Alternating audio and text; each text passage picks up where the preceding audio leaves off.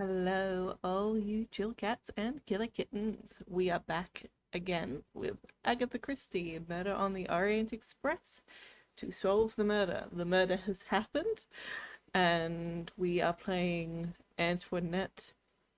I can't remember her last name, but she is very bad at detectiving because she keeps telling everybody the motive of the murder. Anyway, let's get back into it, and don't forget to stay hydrated, everybody. Okay, just gotta make sure that the music isn't too loud.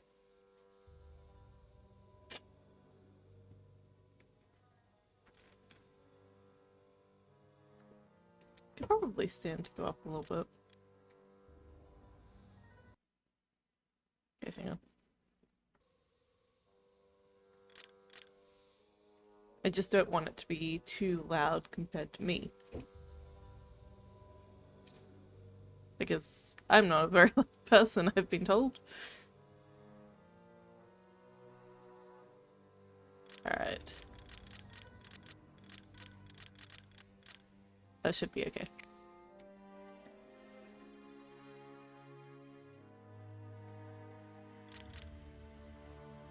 Why does it look like this? That had my, like, whole background on it. I want to see that again. Hang on. Get back to the load game. Why does this have my why does this have my Twitch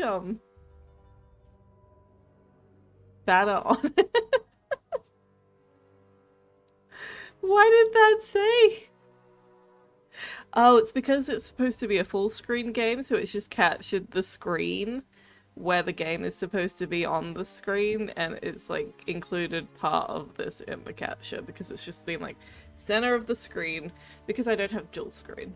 That's why. Because you can see in this test save that it saved part of the desktop. Anyway. Weird technical stuff aside. That's right, we were interviewing. Did we talk to you? Pardon me, Señorita Marceau, but I cannot speak to you now.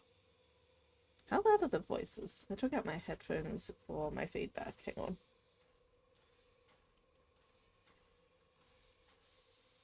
I wanna listen to his voice. Again. Señorita Marceau, I am so sorry, but may we speak later?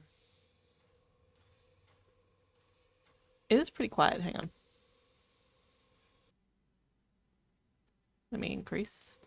Could we speak later, Señorita? Pardon me, Señorita Marceau, but I cannot speak to you now.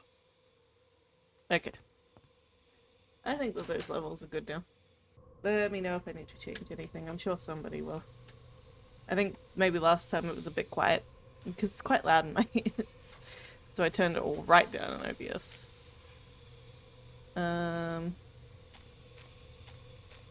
Oh no, hang on. I think there's something that I need to do here with fingerprinting.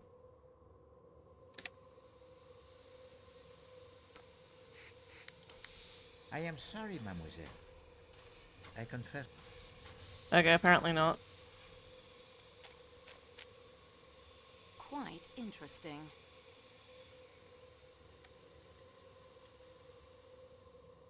But I am sorry, mademoiselle, but I do not believe using that object will help. what about this one? Excellent. Oh, Like the hand in the glove. My body heat will melt it.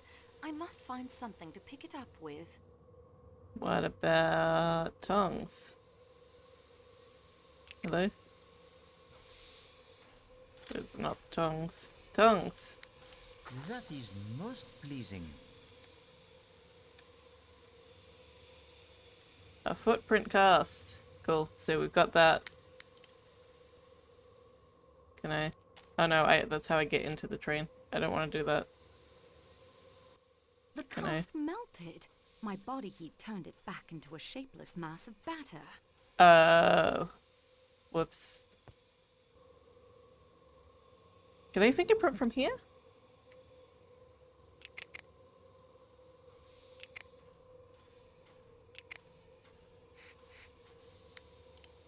That isn't such a good idea. So I can't fingerprint this Mademoiselle, area. use the little gray cells that Poirot knows that you possess. Find another solution. Your current course of action? Okay, so that's not right. Alright, that's fine. Gonna move some things around. Whoops. Hello. Because I don't like when there are blank spots. And it's bothering me that there were blank spots. So I need to find something to keep it cool. But I also need to talk to the people at the front of the train. And I need to do that... Oh my gosh, I keep clicking out of the game. I need to do that by walking around the train. Because apparently you can't just get to the very front of the train. You have to get out of the train and then walk forward.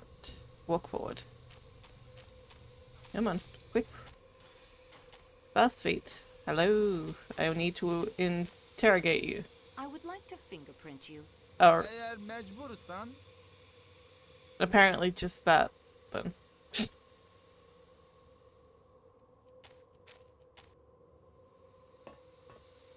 I still need to ask you some questions about last night. at your service, dear young lady. But I know nothing.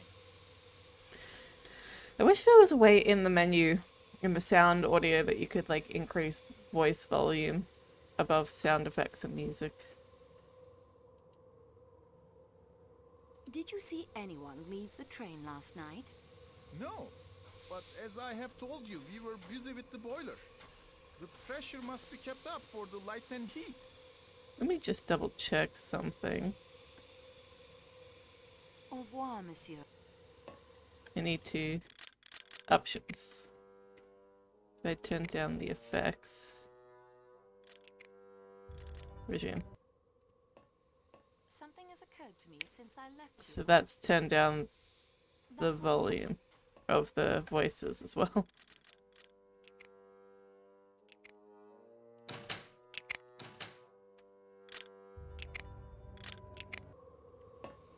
I'd like to talk to you again, if you don't mind. Why is that inextricably tied with voice volume? That makes no sense. Did you see anyone get on the train? In Belgrade, there was a single passenger only for the Athens-Paris coach. No one at the other stops that I saw. Can you describe this passenger? He was small, dark. A doctor, I think Michel said. Small No and one dark. else? Well, Matteo, of course, the Athens-Paris attendant.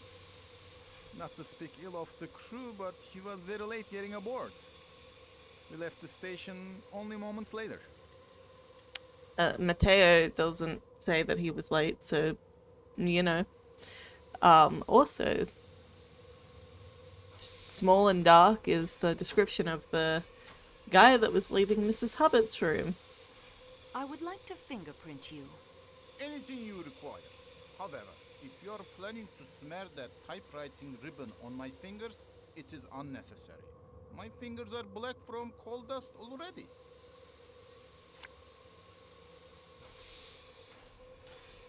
That will be enough, Tayyip. Okie dokie.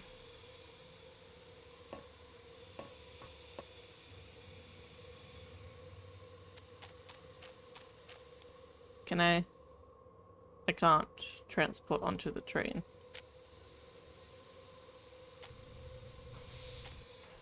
I'll get back on here. I think there's an ice bucket in the salon. Salon.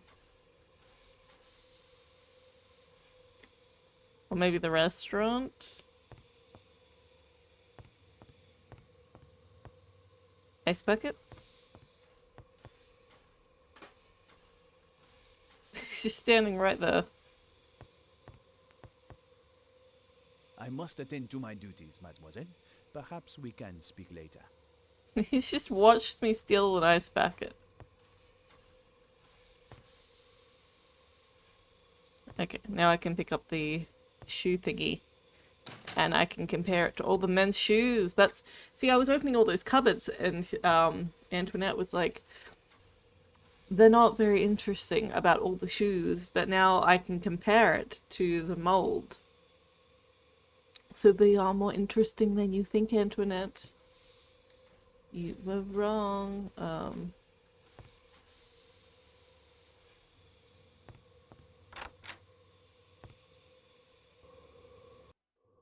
Oh, okay.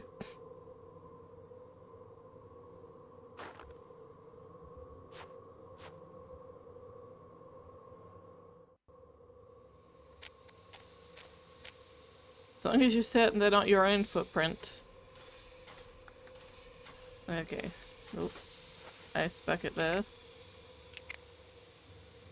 Where's the batter? There. Excellent. Like the hand in the glove. Okay, now I need tongs to pick it That up. is most pleasing. And now I need to put that... Oh, okay. Need to combine them in this area. Combination them. That is how Poirot would have done it. Okay.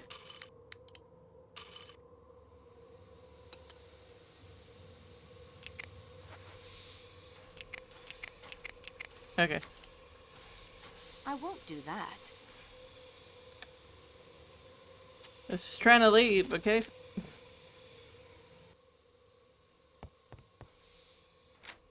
No shoes.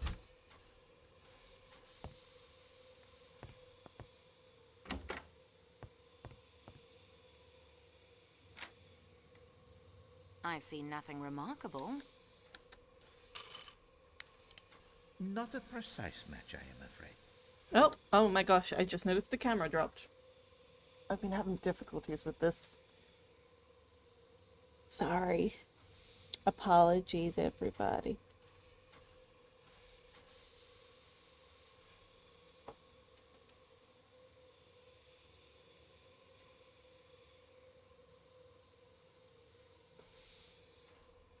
Not quite in the right spot. Hang on. Oh no!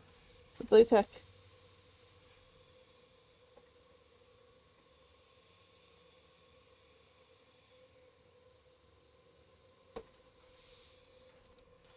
That's a bit better? Yeah. Okay. Issues today, people. Issues. Oh no. That's wrong. That good? I think. Don't do it again.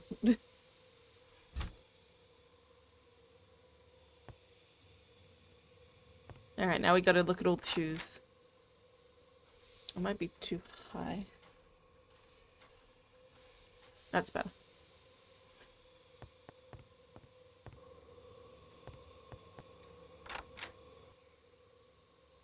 Look at the shoe closet. I don't think it's a woman's shoe, but we should compare it to Not everything. a precise match, I am afraid.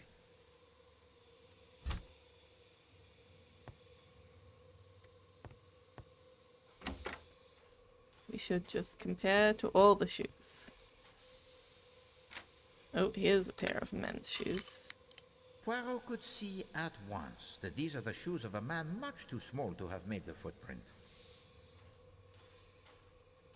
So... no, that's not a match. I can't see anything of interest.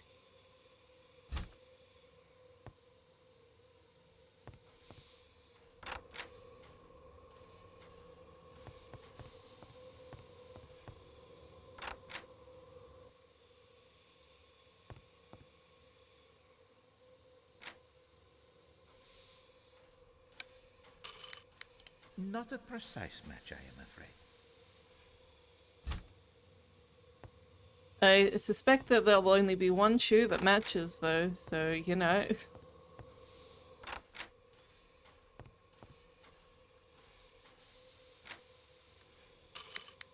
Poirot could see at once that these are the shoes of a man much too small to have made the footprint.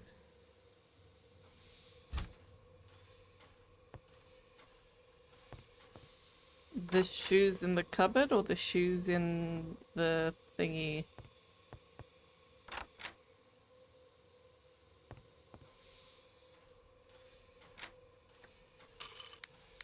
Poirot could see at once. Okay.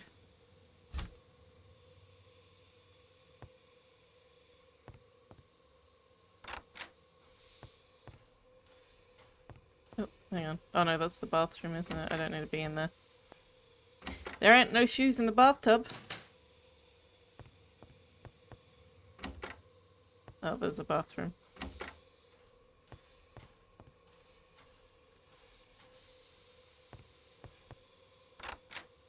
Lucian.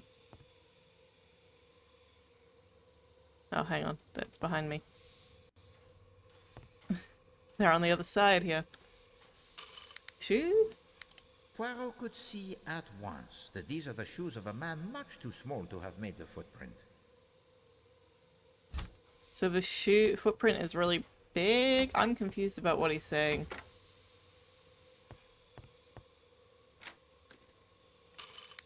Not a precise match, I am afraid. Okay, it's not these shoes.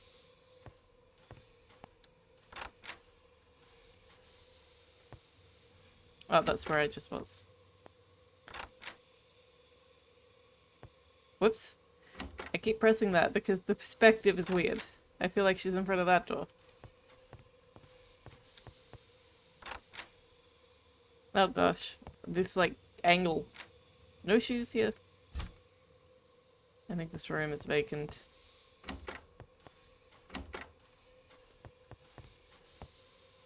No shoes here.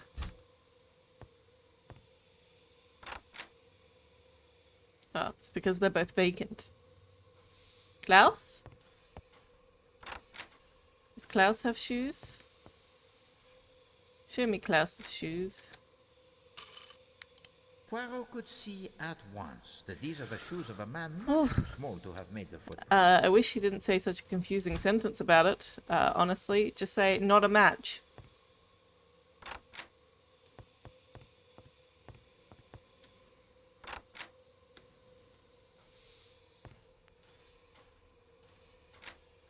What about these ones?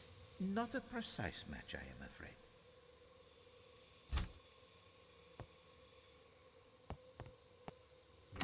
Oh. Hello? I'll take that key, Mr. Hardman. If you don't give it to me, I can have a couple of the train's staff take it from you. I'd like to see them try. Would you really?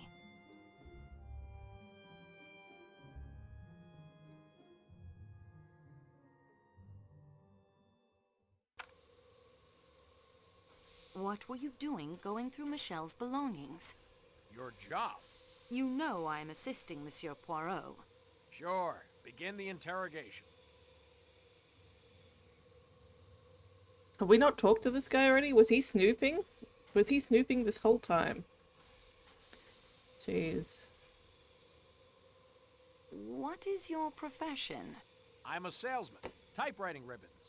Do you always travel first class, Monsieur Hartman? Sure. The firm pays my traveling expenses. Where is your destination?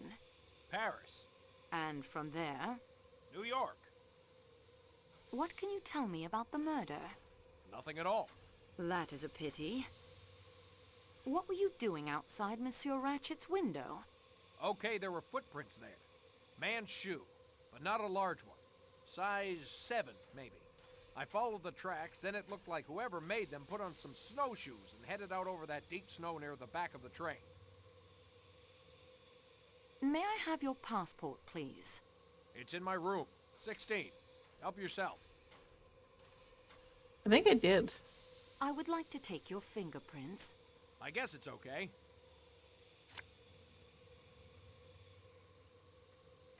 Perhaps, Monsieur Hartman, you could tell me why I found a blackjack, or sap as I believe it's called, in your suitcase?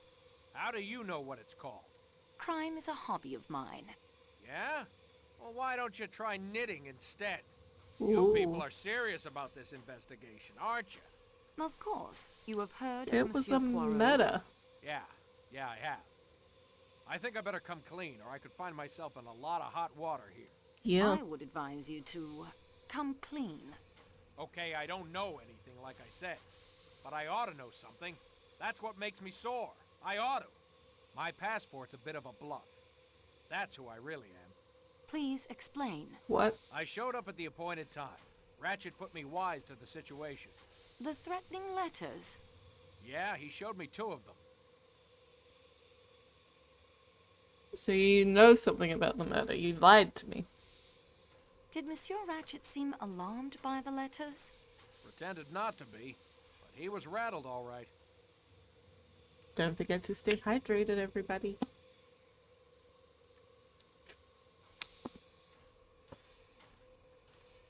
What instructions did he give you?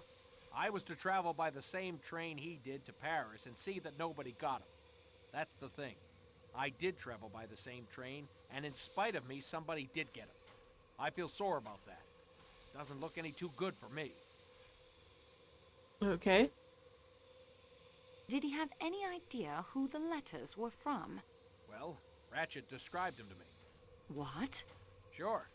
Said he was a small man, dark, with a kind of womanish voice. Did Oh Monsieur my Ratchet God. not tell you the man's name? Nope. Ratchet was Cassetti, the Armstrong murderer. No kidding. She keeps telling Should have people. recognized him. I mean, I suppose I saw photos of him in the papers and everything. Well, that explains it. Cassetti made a lot of enemies in the American underworld. He often skipped when the heat was on, leaving his partners in crime to face the music. Some assassin finally caught up with him. Hey, I've really fallen down on this thing. And with a famous detective like Mr. Poirot on the case, too.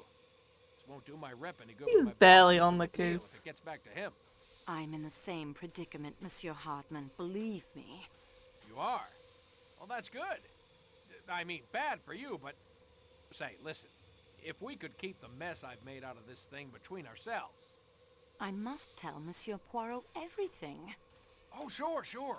I'll have to swallow my professional pride there, but if we can keep it on this side of the Atlantic, maybe, I'd really appreciate it.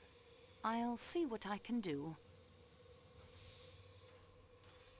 Okay. Do you know anyone connected with the Armstrong case who matches the description Monsieur Ratchet gave you? Well, that's hard to say. They're mostly dead, aren't they?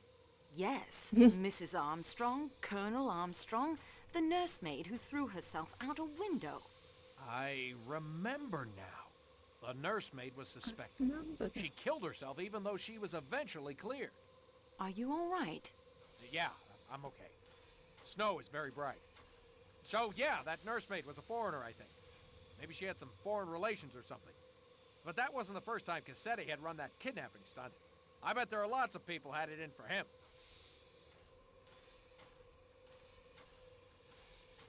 Okay.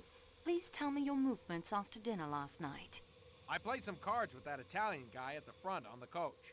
Then when people started turning in, I went back to my room. Stayed up all night. Had my door a bit ajar so I could keep watch. But nobody could see me. You get it? I understand how it is done, yes. Okay.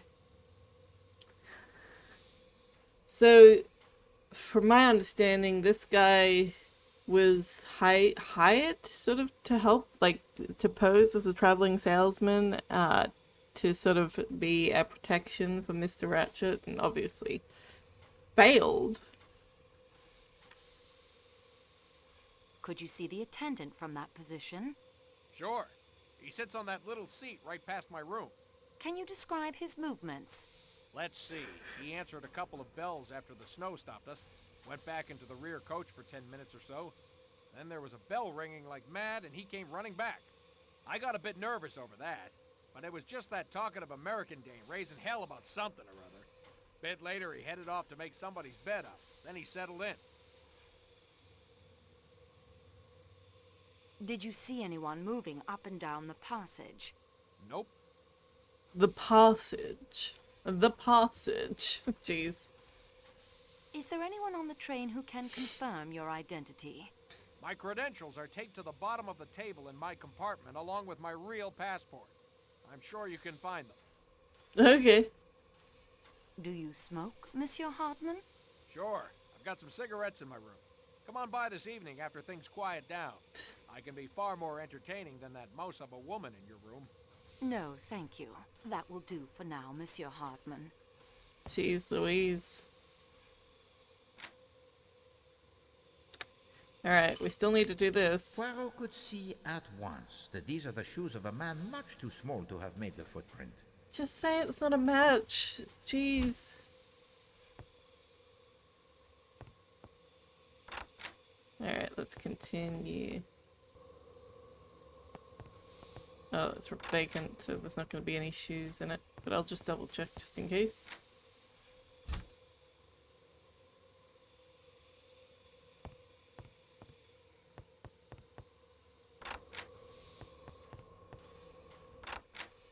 And this room. Oh. Excuse me. Poirot could see at Okay, so that's not a match. Did I would talk like to to you? take your fingerprints. What is that you say? I protest. I have nothing to do with this crime. Everyone must be fingerprinted. Refuse? No, no, of course not. Let's get it over with.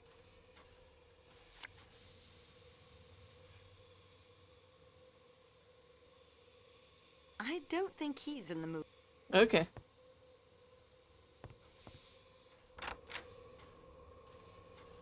So Constantine.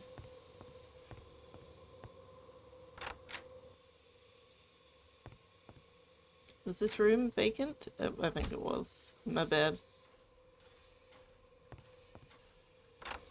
I think I'll just check. Oh, this is Mateo's room. I like Mateo. Seems like a good egg.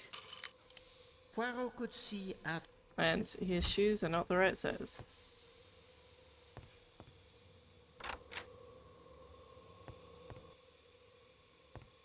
And this is a vacant room.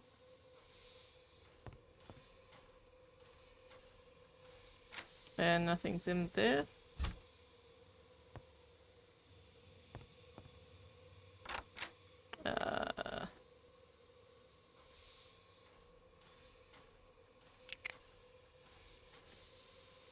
Now, I think I checked all things, all the shoes here, but he also told me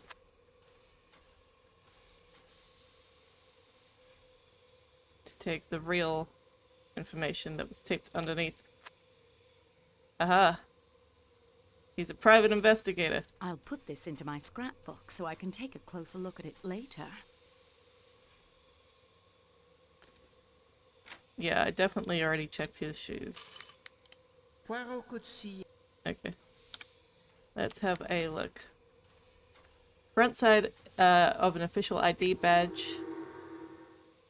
This card identifies Cyrus Hardman as a licensed detective from New York, currently employed by the McNeil Detective Agency. Okay, let's fingerprint this. Where's the dust? I can't get them to fit. Oh, fine then. Scrapbook documents. Torn letter? So, no, we've already looked at the Ratchet's letter. Dear sir, you have pointed out to me as an operative of the McNeil Detective Agency, one of the most reputable private detective agencies in New York, as I have reason to know. Kindly report to my suite here in the hotel at 4 o'clock this afternoon. Ratchet. Okay, let's look at the threatening letters. Thought you'd double-cross us and get away with it. Not on your life. We're out to get you, Ratchet, and we will get you. Okay, so I don't think it's the victim, related directly to the victim. I think it's related to the people that he was working with at the time, because he ran off and they got prosecuted. They're gonna take you for a ride, Ratchet, sometime soon. We're gonna get you, you see. Okie dokie. Okay, let's have a look at... Oh, okay. So I don't have Mary's passport. Don't have anything from the princess. I don't have Pierre's, Michelle's passport. I don't have the waiter's passport. I don't have Klaus's fingerprint. I don't have the princess's fingerprint. Okay. I was wondering if there was a way to check, and there is, very conveniently. Let's go back to the timetable. So at 7 p.m. there was dinner. 9:15 depart Belgrave. 9:40. Masterman Lee's sleeping draft beside Ratchet. 10 p.m. McQueen leaves Ratchet. 10:40 Greta is last person to see Ratchet alive. 12:10 a.m. train leaves Vinkovici late. I'm definitely not pronouncing that right, and I apologize. I do not know how to pronounce words. 12:30 avalanche. 12:37 Ratchet's bell rings. Ratchet says something in French. 12:38 Schmidt sees an attendant, not Michelle. 1:10 Michelle goes to Athens Paris coach to talk to Matteo. 1:15 time on broken watch in Ratchet's pocket. 1:17 a.m. Mrs. Hubbard thinks there is a man in her room. 1:22 a.m. A thud is heard. The woman in scarlet kimono is seen. 1:26 a.m. Antoinette returns to her compartment. 2:10 a.m. Michelle makes up the Queen's bed. The Colonel returns to his own room. 11 a.m. Ratchet's body is found dead. Okay.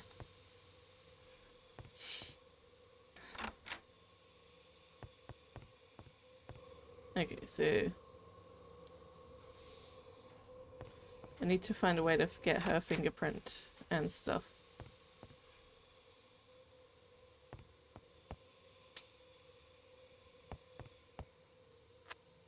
Okay, so I've got her passport now.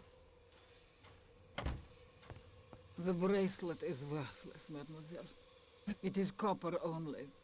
I bought it outside the train station in Istanbul. For my arthritis. Take it if you like. I'm very sorry, Your Highness. I realize how this must look, but I'm only doing the job assigned me. I promise I'll return it to you, if I can. Ah, then I expect you would like to interrogate me. I believe that is the correct term. Yes. If I may. But of course, I am suspect just as anyone in the Calais coach must be. I am ready for the third degree. She's adorable. I have borrowed your passport, Your Highness. I noticed that as well. Natalia Dragomirov, 17 Avenue Kleber, Paris. You are traveling home from Istanbul, madame? Yes. I have been staying at the Austrian embassy. My maid is with me, as you saw in the marketplace. I'm not much of a fan for royalty in general, but like she doesn't seem that high up in the totem pole. She's just really funny. Could you give me a brief account of your movements last evening? Nothing could be simpler. After dinner, Schmidt, my maid, read to me. We were interrupted by the train stopping to avoid the avalanche. Then she read aloud to me some more, till quite late. Can you give me an idea of the time? If I were to guess, I would say it was 1:30. Has your maid been with you long? 15 years. Wow. Do you consider her trustworthy? Absolutely. Her people come from an estate of my late husband in Germany. Forgive the personal nature of this question, madame, but what is the color of your dressing gown? My dressing gown? It is of blue satin. I regret to tell you that I must take your fingerprints. Dear me. With typewriting ribbon? Have you something I may clean my hands with afterwards? I have some paper napkins. Thank you, mademoiselle. Those should suit admirably.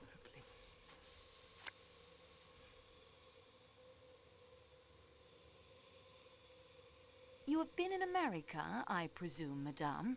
Many times. Everybody's always so concerned about their fingers being dirty. Were you acquainted with a family by the name of Armstrong? You speak of friends of mine, mademoiselle. Sonia Armstrong was my goddaughter. Ooh. I was on terms of friendship with her mother, Linda Arden, one of the greatest tragic actresses in the world. As Lady Macbeth, as Nora in A Doll's House, there was no one to touch her. I was not only an admirer of her art, I was a personal friend. Okay. Is Linda Arden dead? No, she is alive. Tis a sort of life. She lives in complete retirement. Her health is very delicate. She must lie on a sofa most of the time. Relatable, that's me. Mrs. Armstrong had a sister, did she not? Yes, much younger than Mrs. Armstrong. And she is alive? Certainly. Where is she? I must ask the reason of these questions. What have they to do with the murder on this train? The dead man was responsible for the kidnapping and death of Mrs. Armstrong's child. Ah. In my view, then, this murder is an entirely admirable occurrence. It You kinda will is. Pardon my slightly biased point of view. It is most natural, madame. Where is the younger daughter of Linda Arden, the sister of Mrs. Armstrong? I've lost touch with the younger generation. I believe she married an Englishman some years ago, but at the moment I cannot recollect the name. Mademoiselle, you will forgive me, but the one you assist, he who guides the investigation, no one has told me his name. Really? He is Hercule Poirot, madame. Poirot. Of course. I thought his face was somehow familiar to me.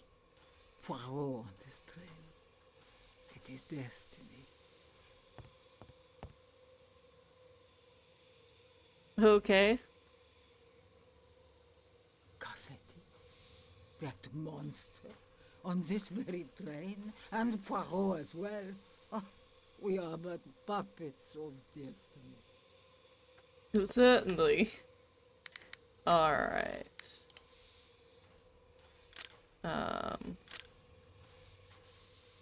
So now I just need Mary's passport, Michelle's passport, the waiter's passport, and Klaus's fingerprints.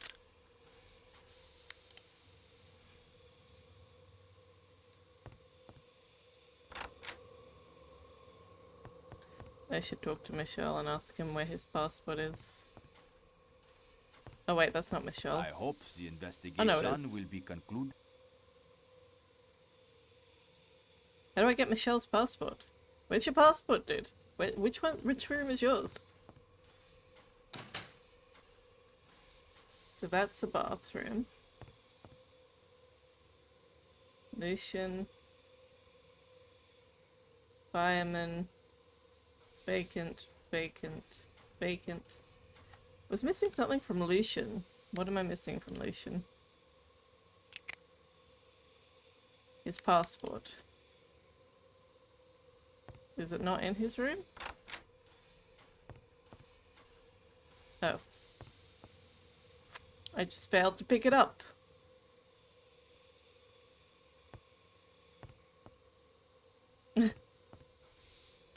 I was like, I've been in that room. Okay, so now I'm just missing Mary and Michelle's. And Klaus's fingerprints.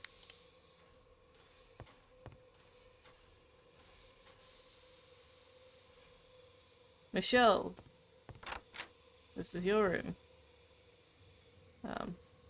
Where's your passport? There. Pierre Michelle's passport. And an old photograph. I'll just borrow both of them. Okie dokie. So, let's have a look at this. This is a formerly posed studio photograph. I recognize Pierre Michel, but not the woman or the young girl at his side. Thought it was a young boy, but okay. Looks like a studio imprint on the back, but there's no date. So now I'm just missing Mary's passport and Klaus's There's fingerprints. nothing strange. I'm not holding anything. This game. Okay, Klaus's room. Wait, which one was Klaus's room? This one. I'll see whether or not I can dust for fingerprints anywhere in his room. The weather looks... Oh, can I? I wouldn't want to get... No, I thought... Wasn't there... Can I look at this before? I'm so confused.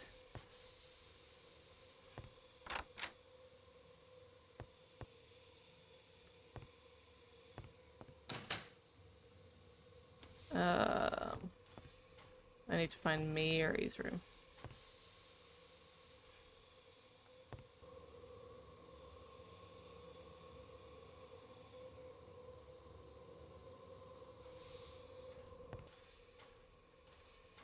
Cupboard, ratchet.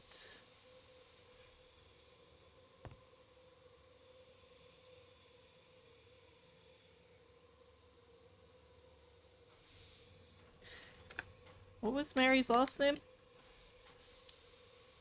Debenham. This one.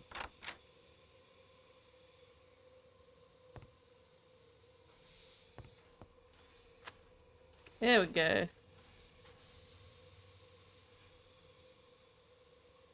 Okie dokie.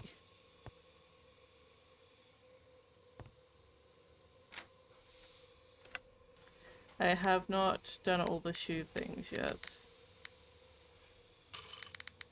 Not a precise match. Not a... Okay. Oop. Nope, not what I want to do.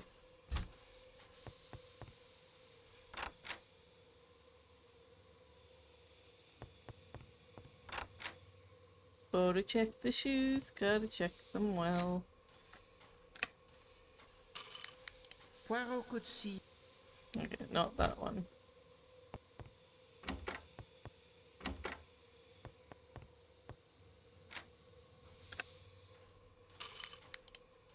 To the trained eye, these would appear to be a match most precise. So whose shoes are these Nothing to ones? see. Poirot could see... So it's these shoes. I can't see anything of interest. But these ones are the match. That's of interest. Who wears these shoes? Who are the people in this room? That is Masterman and Fossetti. Let me have a quick look. Masterman is the...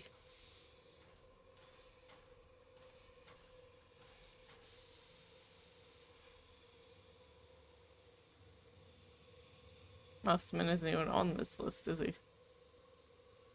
Oh, there he is. Okay. So that's Ratchet's valet and Fossetti. Footprints in the snow outside Ratchet's open. Yeah, okay. So that's he matches. It matches. Okay, now I need to get Klaus's fingerprints.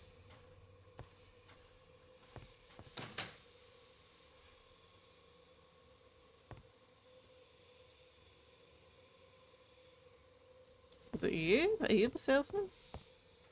Signorina, may I... Nope. I forget who everybody is. Why don't you go bother? Nobody wants to talk to me right now.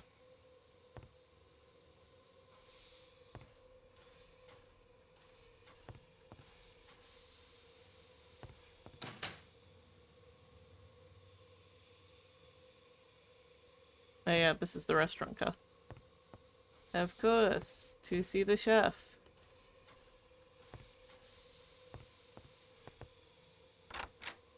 Oh, okay.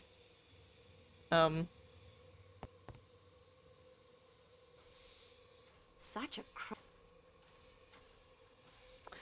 Crusty Knives, hello. What year did this game come out? I think 2005, 2006. I'd have to double check. But it was around that time. It is 2000, 2006/2007, depending on where you lived. So in North America, it came out in 2006. In Europe, it came out in 2007. But yes, we are investigating a murder, and I'm trying to find all the fingerprints of all the suspects. Everybody has mostly willingly given them to me, except for the chef. The chef seems really annoyed about trying to do anything with him. I wonder whether he's still in the back, because we gave him the tip about the fact that there was olive oil and vinegar back there, even though he should have known. I would like to fingerprint you. Ugh, fine. Do as you must. I just had to ask him. Now I have his fingerprint. It was that simple. Okay. Let's fast travel.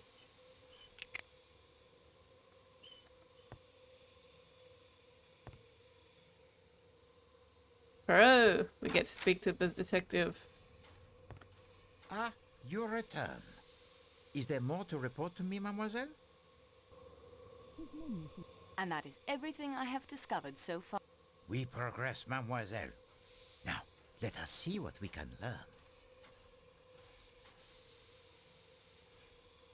I believe I have collected all the passports. Très bien, mademoiselle. You have done well. I have done it. I think I have secured all the fingerprints. Très bien, mademoiselle. You have done well.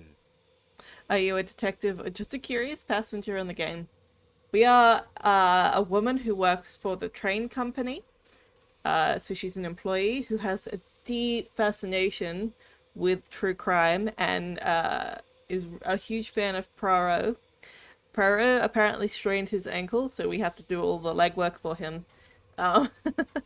So we're like a detective in training, I guess. We're not a straight up detective. We're not, and like, to be honest, she would make a bad detective. It would not be good, because everybody that we have interrogated so far, she has told the motive of the murder to. Like, that's not how you do interrogations. That's not how you investigate. It's just painful. It's been so painful. She just, like, tells everybody all the information she has. Okay. We have many alibis we can use to eliminate suspects. Yes, too many. Compare them all. Look for discrepancies. We must be certain that they do not leak the water. The water. Sharing is caring, I guess. Not when you're trying to find out if somebody murdered someone. The timetable is very complete now. Oh, yes, it is essential to the understanding of the crime. Study it carefully. I believe I've compared the footprint cast to all the men's shoes. Très bien, mademoiselle. Oh, you have done well. Madame Hubbard heard a woman in Monsieur Ratchet's room.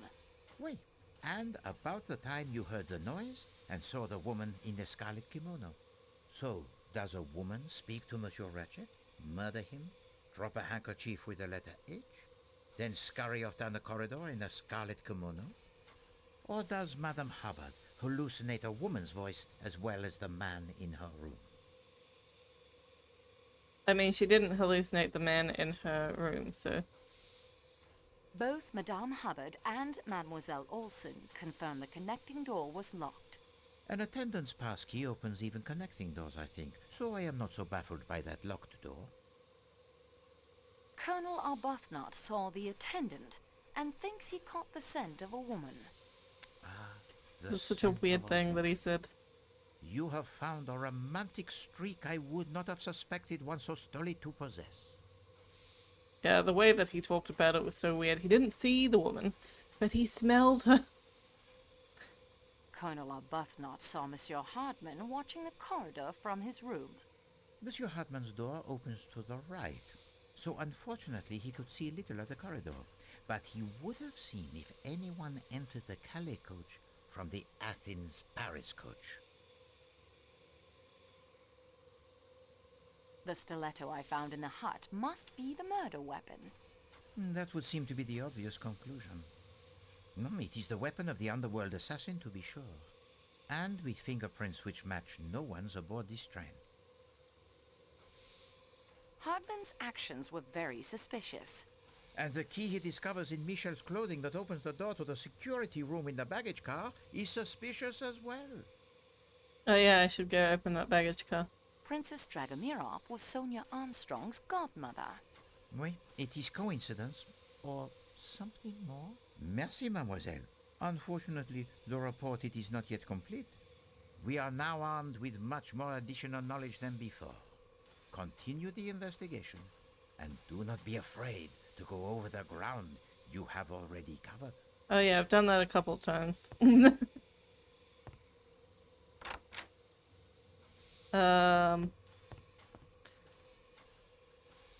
Where was it going? What did I say? Oh my gosh. Cause like I had a thing where I was like I should go to this place next, and now I have forgotten.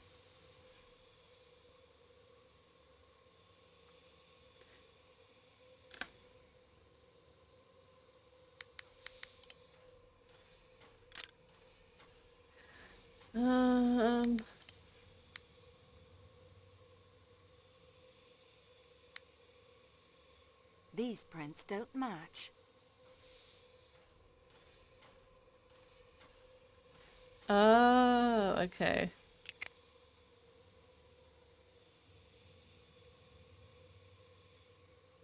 These prints don't match. These prints don't match. Can I move them around? These prints don't match. These prints don't match. Oops, I went too far. These prints don't match. These prints don't. These prints. These prints don't. These prints don't. The prints match. Greta Olson's prints match the print from the doorknob on Mrs. Hubbard's connecting door to Ratchet's room. Yeah, well that makes sense because she checked whether or not it was locked. These prints don't match. These prints don't. This is gonna be annoying. Why is the train not moving? It seems like the driver was like, oh yeah, go ahead, try to fling the suspect and we'll deal with them without the help of the police. So the reason that the train is not moving is just before the murder happened, there was an avalanche. And now we have to wait for the snow to be plowed by a train that plows the snow, which our train does not do. So we're essentially just stuck here waiting for help. These prints. These prints. These prints don't. These prints don't. These prints don't. These prints don't match. Okay. These prints. These prints. Okay. These prints don't. These prints don't. These prints don't. These prints don't match. These prints. Okay. Oh.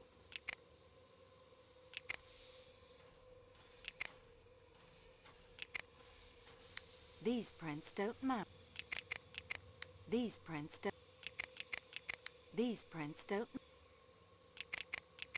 These prints don't match. The prints match. Okay. Matteo's prints match the print lifted from the padlock used to secure the door to the shepherd's hut. Oh no, not Matteo. I like Matteo. Oh, I see. Suspects go on a killing spree. Only one dead body. And that was very clear motive. Alrighty.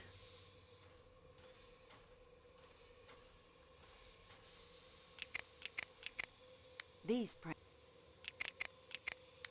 prints. Okay.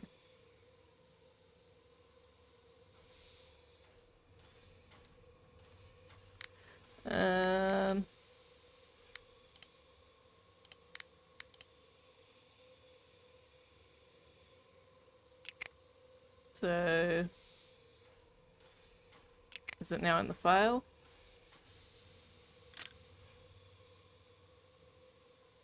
I feel like the information is not organized very well.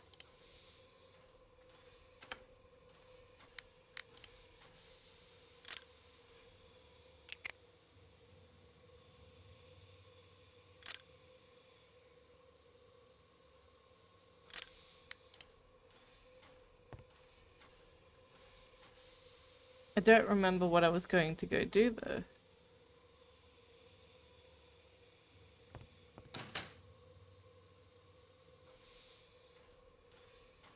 Let's check.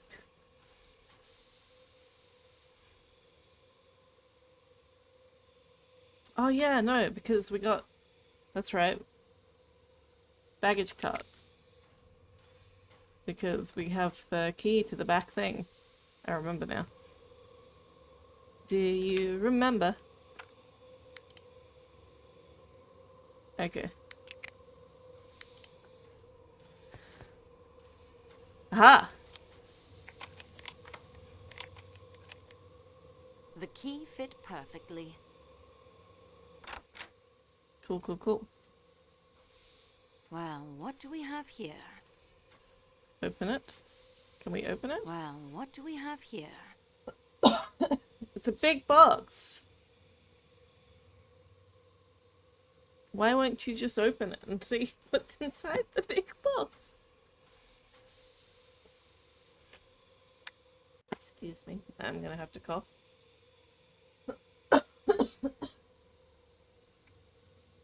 Tickle. What's this?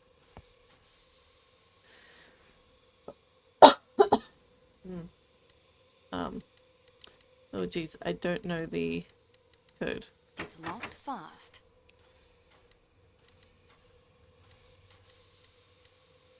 Cool. Oops. I do not know the code. What are these things?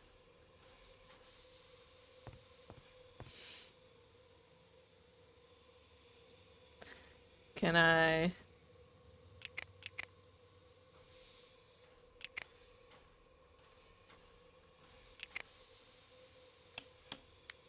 I am afraid some... I do not know.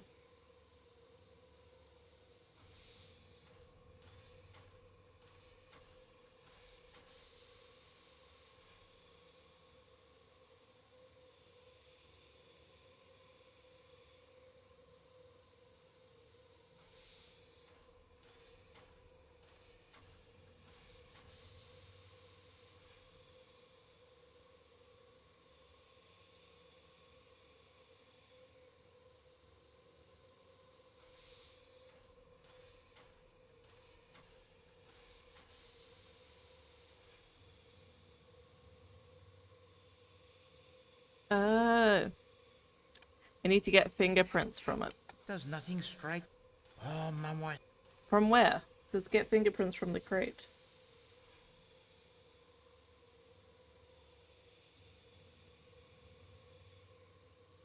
This is neither the time. I am sorry. Mirpad. It says... Does nothing... Your current...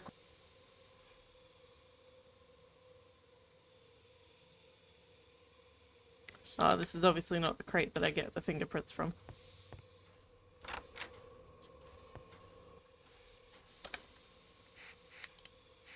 There's a visible fingerprint here. Cool.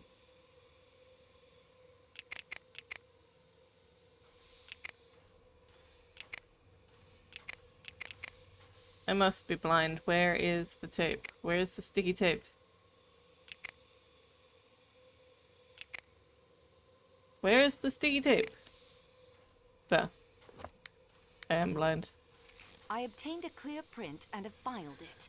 Alrighty, who does it match though? Security room. These prints don't match. It would be nice if they just These prints. matched it automatically. These prints don't match. These prints. These prints. These prints. So none of them match. That's not useful. Don't forget to stay hydrated. So what I'm learning is that there's a lot of stuff on this train that has fingerprints from people that are not on the train.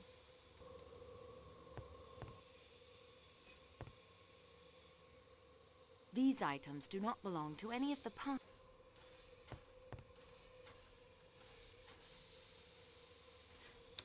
This is where I need to get fingerprints from. A fingerprint. I obtained a clear print and have filed it. Okay. Small crate. These prints. These prints. These prints don't match. These prints. These prints. Oh, okay. I've been doing this wrong. You need to compare them directly. I was just thinking that it would compare all three of them for some reason. I'm a dum-dum. So that one doesn't. These prints. These prints. These prints don't. These prints. These prints don't. These prints don't. These prints don't match. These prints. These prints. These prints.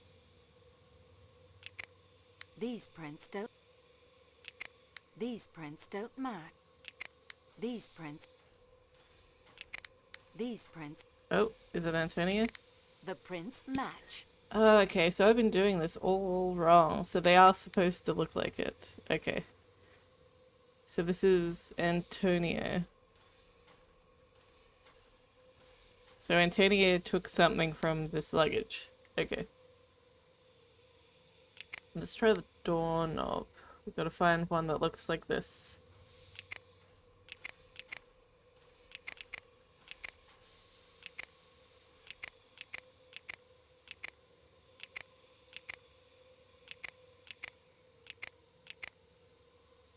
Not really seeing any of them. This one? These prints. Nope.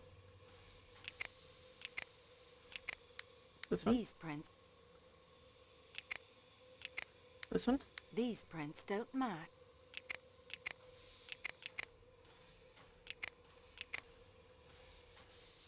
These prints. These prints. Nope. Thick tumbler.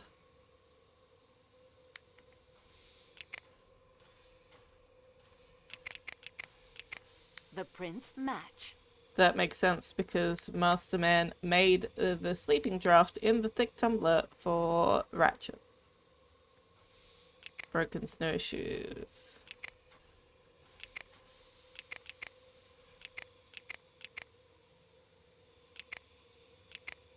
These prints No. don't. This one? The prints match. Okay, so Colonel Abernoth. Print matches the broken snowshoes found in room 14. The stiletto. I think we've discovered that that one doesn't match anybody.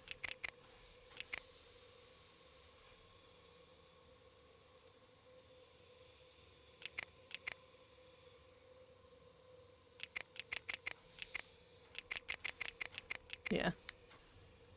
The padlock. We figured out that it was Mateo. Security room. We still don't have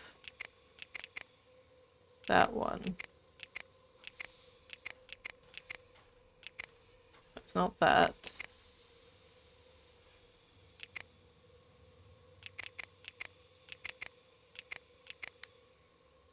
And the small crate we figured out. The doorknob we figured out, tumbler, broken snowshoes. We don't have the stiletto, and we don't have the security room. I feel like the security room one we should have. These prints. Nope.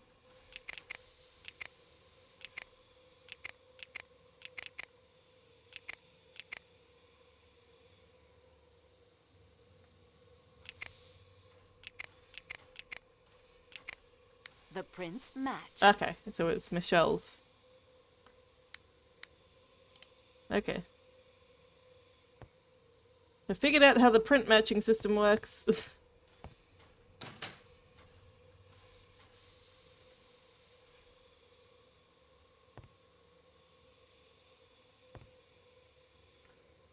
Oh, there's nobody in the dining car. I always forget this. Whoops, wrong button. Wrong button.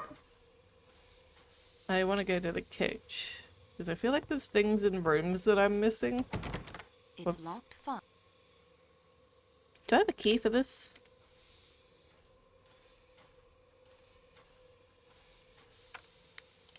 I don't think that's appropriate. Okay, fine.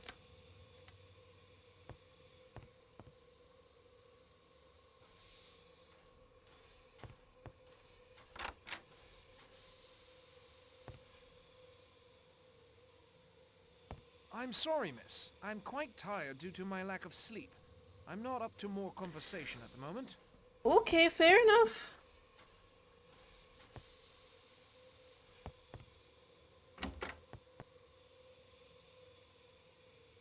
Nothing of interest here. Okay. I won't find. I sure love talking to you. I just wish I had something to say. A good idea, but I've come up empty. Okay, so I've there's already... nothing there.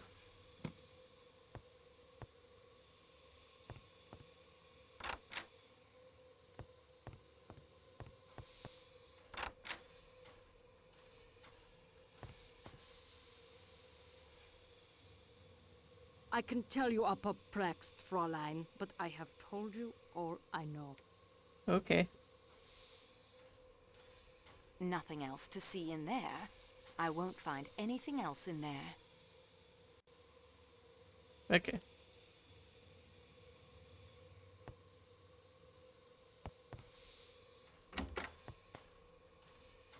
A good idea. Okay, so there's nothing in there. Oh, hello. Oh, please, Mish. I am so distressed. I am not able to talk at the moment. Okay. I just take this book then. Is there anything else to take?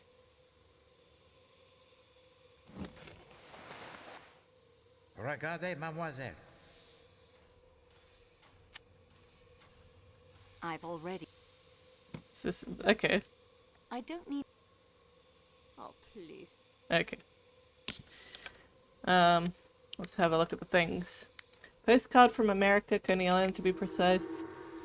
This looks like Greta's handwriting. It says, to memory of a happy day by the sea. Helena rode the roller coaster, but I could not. Okay. So Greta Olson's Bible. It looks well used. Place the relevant passage in my scrapbook. To the scrapbook then. Documents. Bible passage. Oh, jeez. So this is from Revelations 1 to 18. Hard to look at. Something about, like, the writing in this game is so poorly done. And I stood upon the sand of the sea, and I saw the beast rise out of the sea, having 7 heads and 10 horns, and upon his horns 10 crowns, and upon his head the name of blasphemy. And the beast which I saw was like unto a leopard, and his feet were as the feet of a bear, and his mouth as the mouth of a lion. And the dragon gave him his power and his seat and great authority. Even when I used to go to church, Revelations was always just like very much like this is very obviously just mad ramblings, and it was canonized as part of the Bible, and it's just like, come on, guys, you know, this is not, no, like, not that any of the Bible is that realistic or great, but, you know, hot takes about Christianity. When I saw one of his heads as it were wounded to death, and its deadly wound was healed, and all the world wondered after the beast. And they worshipped the dragon which gave power unto the beast, and they worshipped the beast, saying, Who is like unto the beast? Who is able to make war with him? And there was given unto him a mouth speaking great things and blasphemies, and power was given unto him to continue 42 months. And he opened his mouth in blasphemy against God, to blaspheme his name and his tabernacle, and then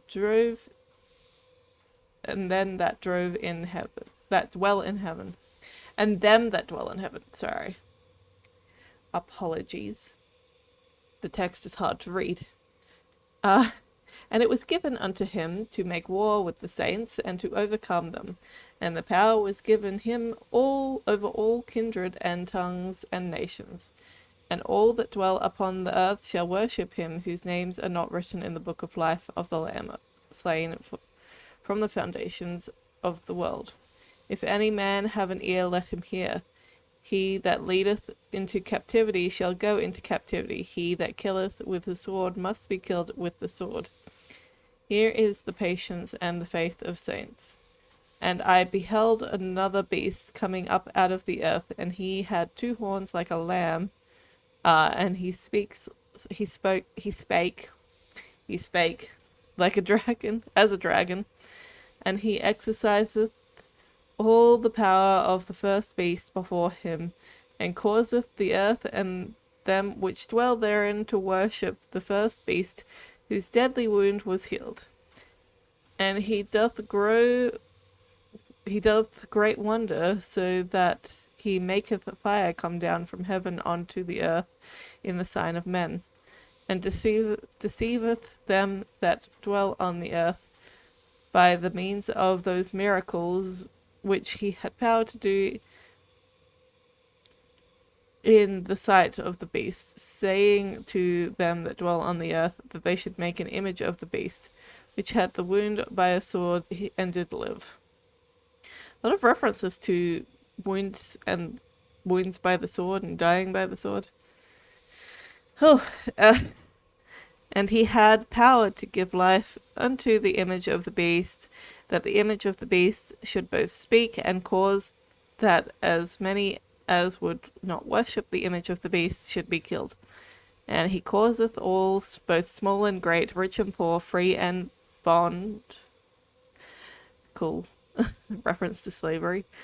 To receive the mark in their right hand or in their forehead.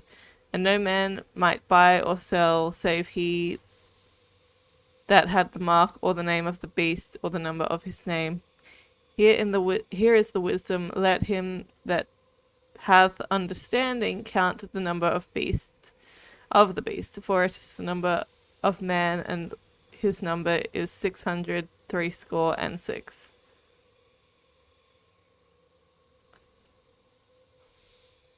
Okay. 636 apparently. So this is like a demonic reference.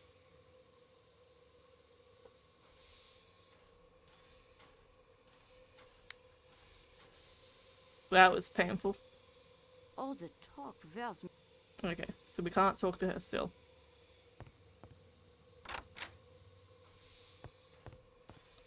We'll come back to Poirot later. I don't think there's anything else in Ratchet's room that I can interact with. Nothing else to see. Better to let...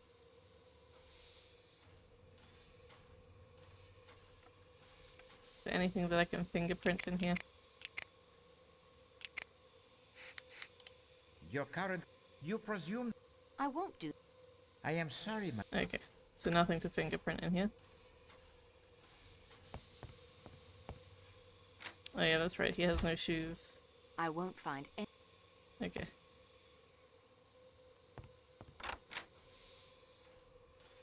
A bed.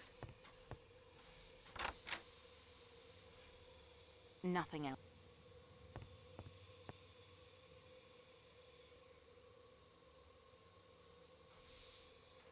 Already looked at all the shoes.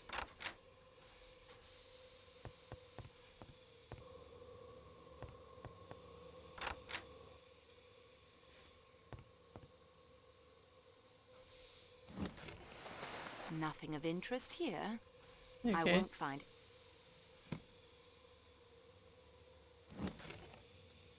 HM? No need to look under there again. Whose bag is this one? Nothing else to... Whose room is this? That's the Countess's room. Ooh.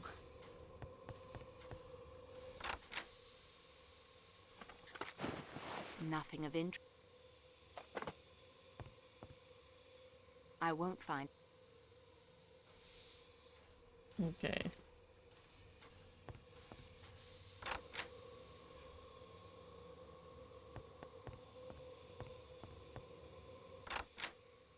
I've already searched.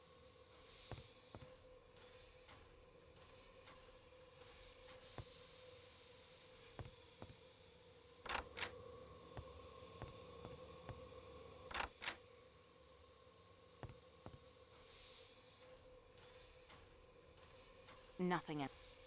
Okay.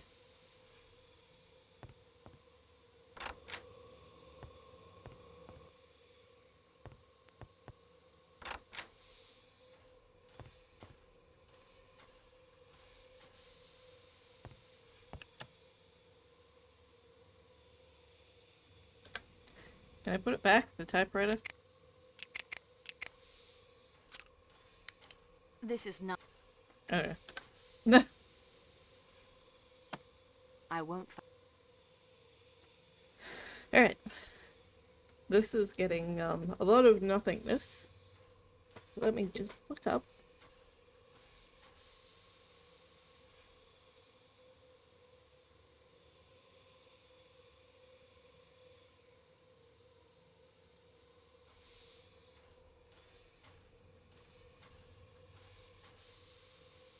It tells me that I need to get the fingerprint off of the windowsill, so... Off of Ratchet's windowsill. It keeps letting me not do that. Not letting me do that.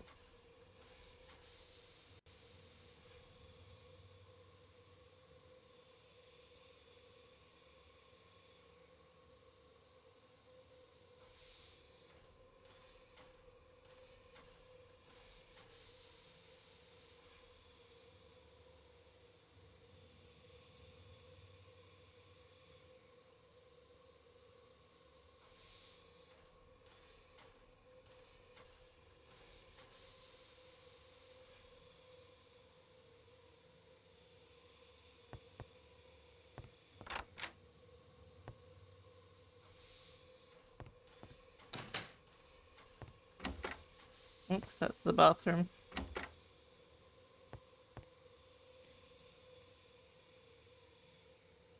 What is it?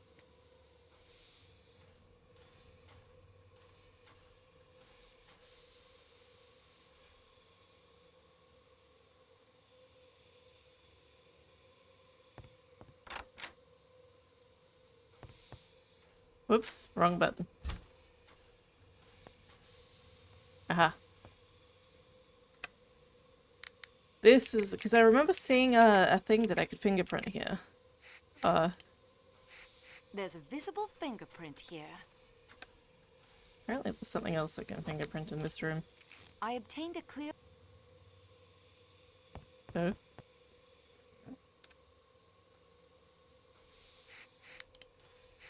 It has a fingerprint on it. I obtained a clear print and Okay. have filed it. Let's look at those files. Flower vase.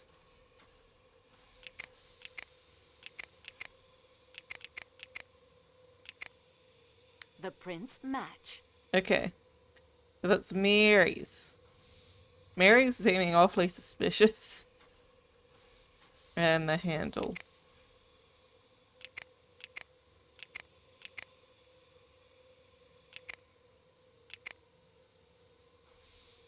These prints don't match. The prints match. Okay, and the colonel. So were they in here having a rendezvous? Because I think that those are the lovers. Don't forget to stay hydrated.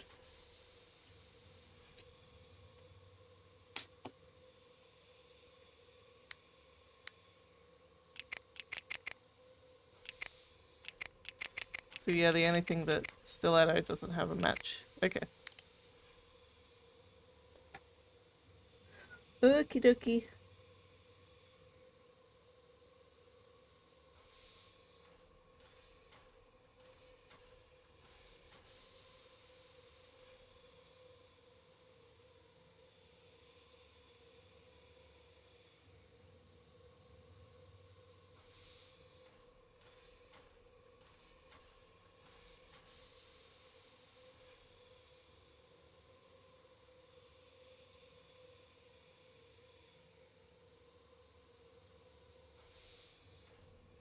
Nope, wrong one. Press the wrong button.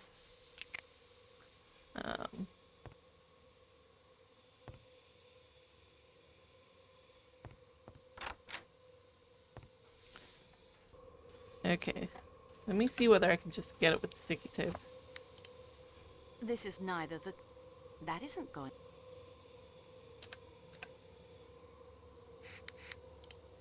Mute. Ugh. Of course I needed to zoom in. A fingerprint. I'm a dum-dum. I obtained a clear print and have filed it. Okay. Now let's look at that.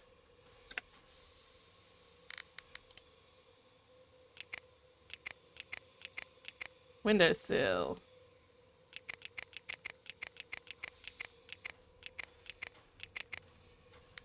The prints match. Antonio. Antonio is looking very suspicious. Which one's Antonio?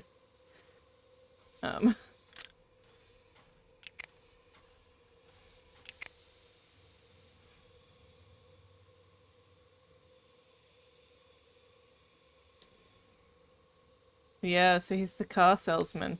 He's looking very suspicious.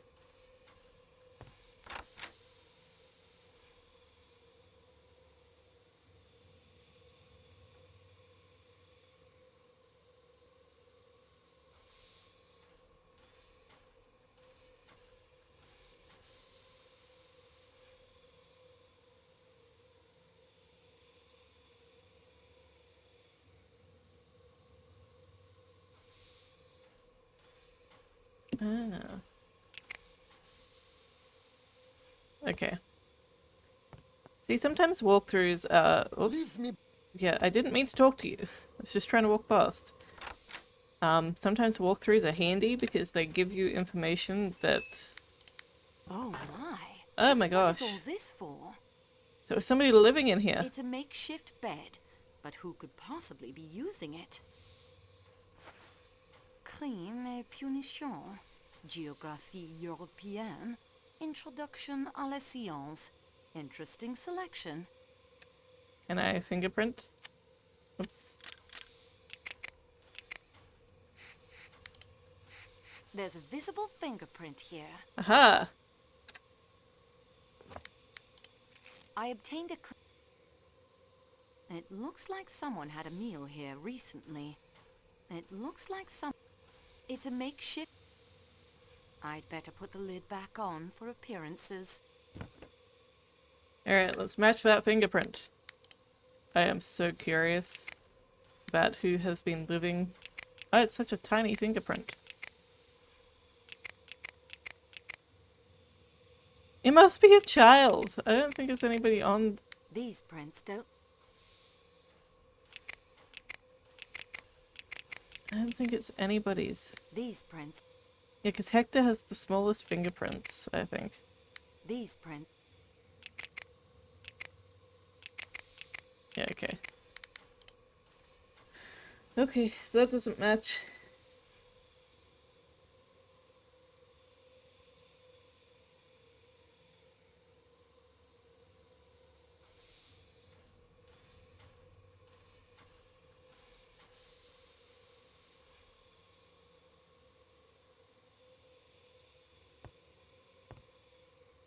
Oops. Can I? No.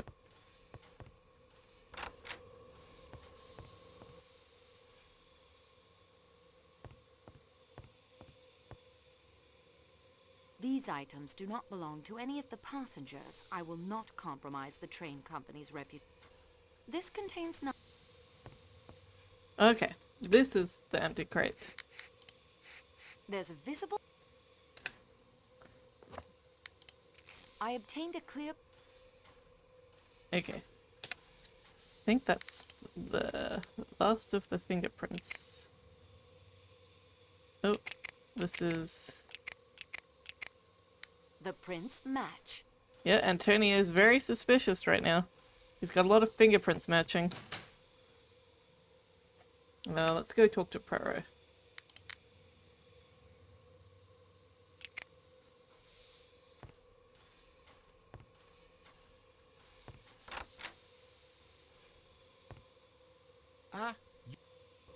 Mumble, mumble, mumble. And that is every... We progress. The footprints in the snow belong to Foscarelli. And his fingerprints are found upon the windowsill of Monsieur Ratchet's room. Yet he does not smoke a pipe. Nor, I think, does the cambric handkerchief with the letter H belong to him.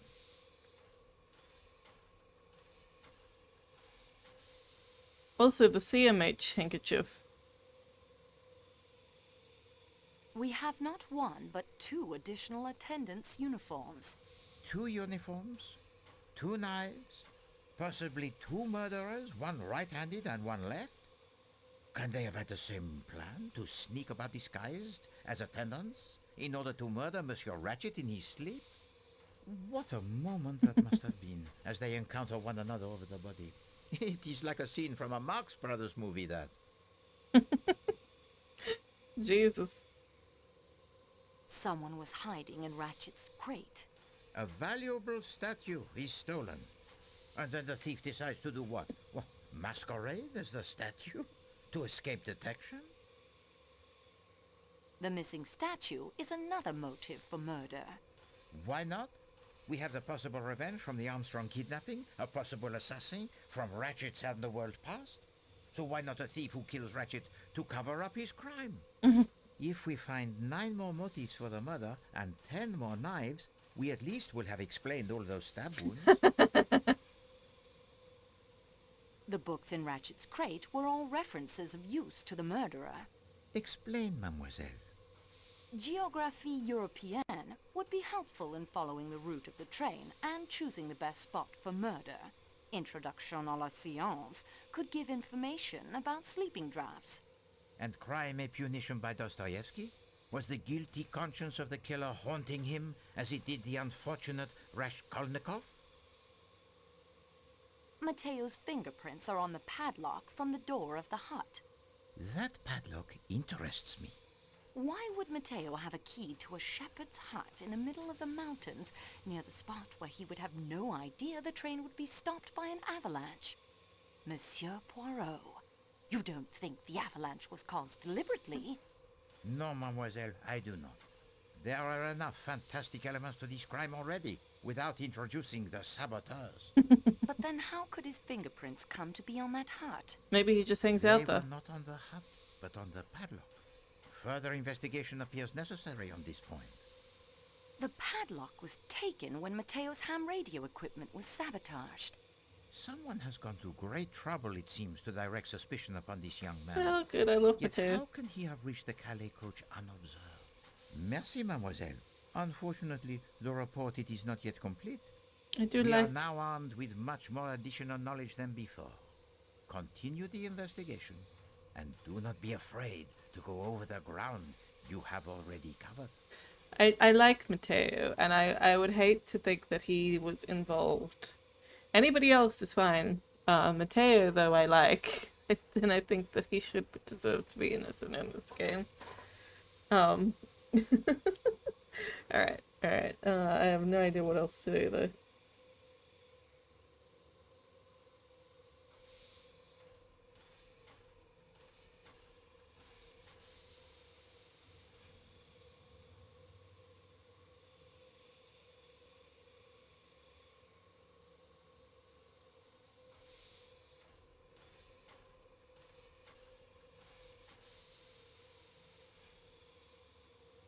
Oh, of course, because of the reference, the Revelations reference. So the Revelations reference in Ratchet's hat, it was the passage of Revelations, which is 600, 6, which is 666. So that must be the number to his safe.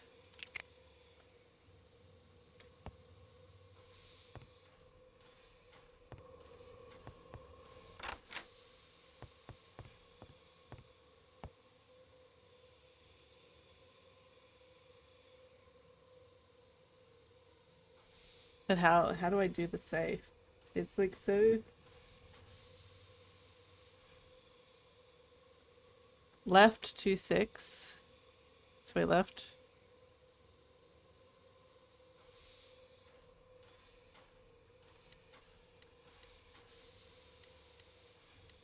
Six, and then right past 6 once 2 6. Oh jeez. Okay, cool.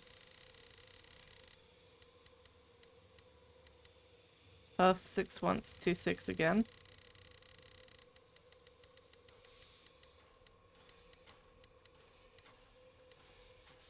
Nine, 8, 7, 6. That isn't the right combination. Okay, fine. 3, 4, 5, 6.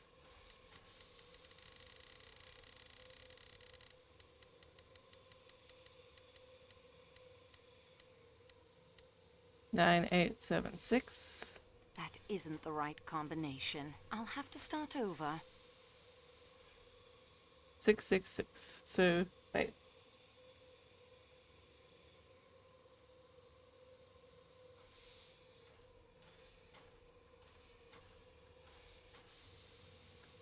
Click on the left side of the wheel so that it turns left 6 clicks. Then click the right side of the dial so that the dial turns twice around to the right past 6 once and then stops on the 6 when it comes around again.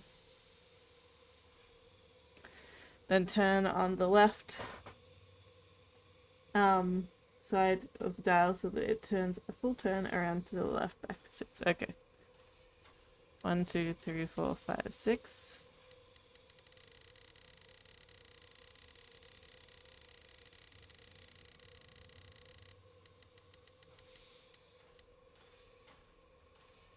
Nine, 8, 7, 6.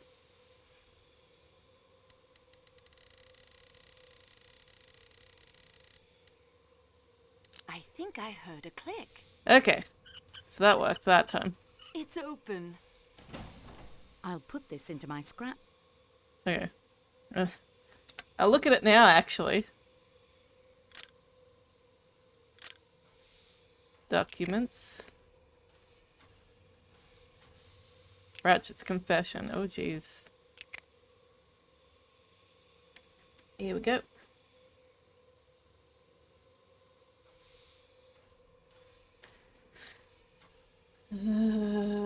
Gotta read this now. Just bear with.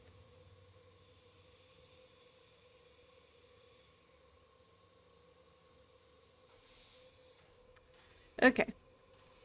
It appears that my enemies, so this is from the desk of Samuel Ratchet. It appears that my enemies may have found me at last. I have hired a detective to protect me and I carry a gun at all times, but these precautions may prove futile. I guess they did. In the end, if indeed that end, my end, is near, then I trust that the authorities will be reading this.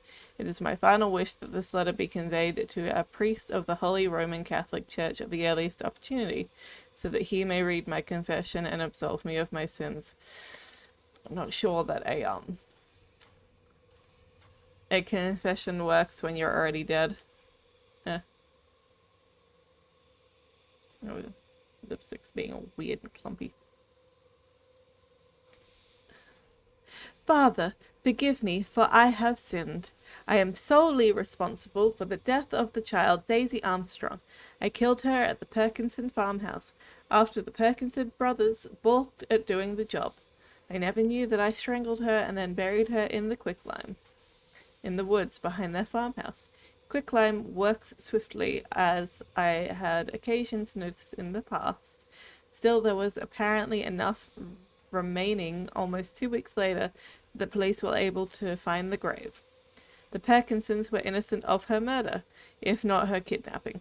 Although they both died and the truth was never known, I am confident that they stood awaiting their final judgment on high due consideration was given for their innocence. I confess that I have often used the innocent and desperate and gullible to carry out most of my works. Of course, I'm sorry for that too. Just to recap on my sins, I'm sorry for organizing the kidnapping of Daisy Armstrong. I'm sorry for the other kidnappings before her. I'm sorry for those who were hurt by my efforts at earning my daily bread. What? I'm sorry for those who I used to carry out my plans, and I'm sorry for the occasional murders I had to commit to protect myself. So now that you've heard my confession, Father, I ask you to absolve me of my sins so that God will forgive me and I may yet obtain my rightful place in heaven. Ah, may God rejoice on my soul. Is Eddie. Wow. Jeez Louise.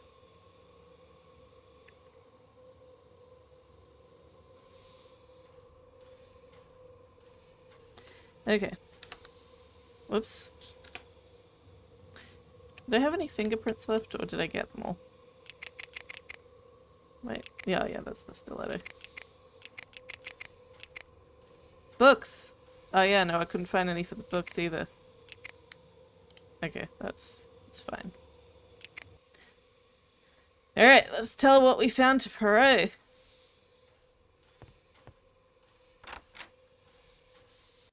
Oops. Ah, you return. And that is every... We progress. I have all the pieces. Oh. All that remains is for me to assemble them properly. Très bien, mademoiselle. You have done well. And so, we advance in our investigations. Advancing! It is obvious that our fellow passengers have not been entirely forthright. You have still not had the opportunity to search all of the compartments, and there are other mysteries still to be explained. Let's search all the compartments. What are you talking about? Snowplow train! They're coming to get us.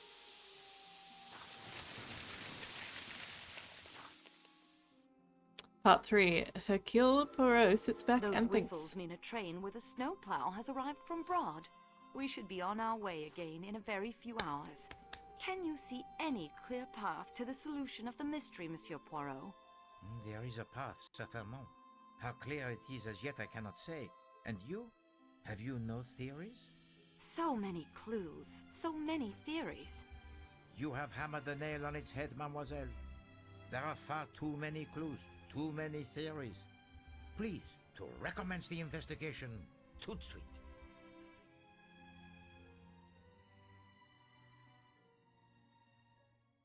So what am I doing now? What am I supposed to do now? Hang on.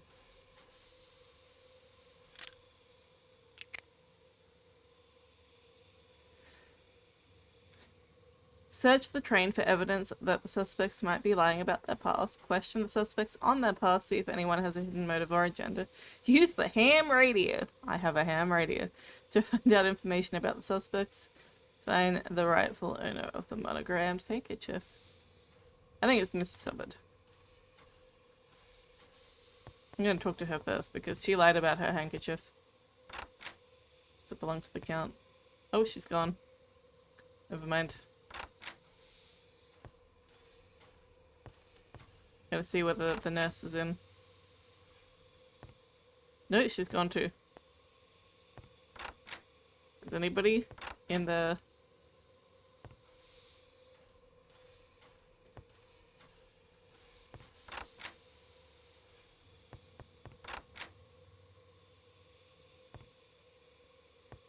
Where is everybody?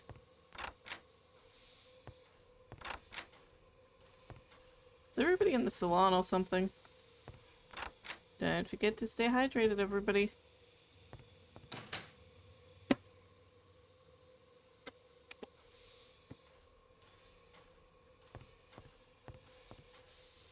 Hello again.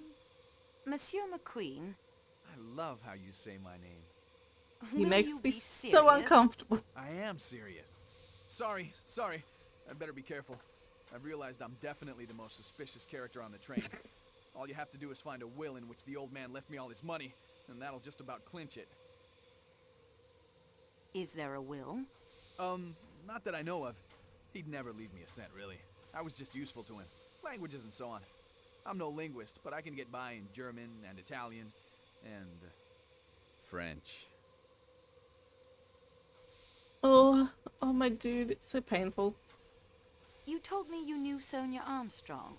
Yes, I did. My dad was the district attorney on the case. So yes, well, I was just a kid, of course, a teenager. Schoolboy crush, I suppose, and all that. It occurs to me that in spite of everything, the murder may not have to do with the Armstrong case at all. Oh? I thought that must be pretty settled. We have much evidence pointing to the existence of an outsider aboard the train. One who disguises himself, uses a stiletto to kill, then vanishes into the snow. What do you think? Stop telling It's everybody certainly a everything. possibility, but in that case, he'll be hard to catch now. He's had quite a head start. Or he could be out there frozen in a snowdrift or lying broken at the bottom of a rocky ravine. The body may never be found until the spring thaw. Well, that conjures up an unpleasantly graphic image.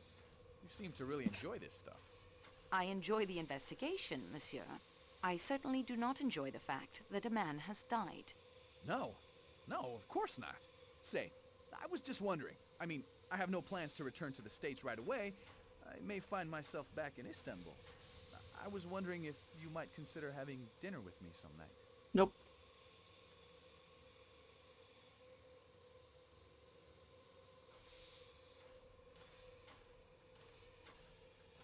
And if you're in a Yugoslavian prison... That sounds pretty unwholesome. And I doubt they'd let you have guests in for dinner. Well, had a good rummage through my kit, I expect? Yes, thank you. There is still some information I think you might be able to give us. Indeed? I hardly think so. I felt like Arm is kind of clipping through. Like, this design is not great. Is that pipe cleaner one of yours? Don't know. I don't have them monogrammed. Can you tell me how the pipe cleaner came to be in Monsieur Ratchet's compartment? Nobody else smokes a pipe. Haven't a clue. You're the only one who smokes a pipe here. Did you go into Monsieur Ratchet's compartment at any time? I've never even spoken to the man. You never spoke to him, and you did not murder him. If I had, I should hardly be likely to acquaint you with the fact. Ah, well, it is of no consequence. Oh? Monsieur Poirot has told me he can think of 11 excellent explanations of its presence. Not now, when it's all over, when it's behind us. Is that a quote? Mademoiselle Debenham said those words to you at Sakeki Station in Istanbul. Tell me to what those words referred. Why don't you ask Miss Debenham? Au revoir, monsieur. I've remembered some... I will. You have nothing whatever against her. I'm sorry, but you're wrong. We know that Mademoiselle Debenham was governess in the Armstrong household at the time Daisy Armstrong was kidnapped. We do? Devil, you say? We do? We know that? Where was I when we learned this information? I don't remember learning that. If Mademoiselle Debenham is innocent, why did she conceal the fact? I have no idea, but your suspicions are utter rot. Why did Mademoiselle Debenham tell me she had never been to America? You better ask her. I still think you are wrong. You're making a serious mistake. I think it is you, Colonel, who have made the mistake.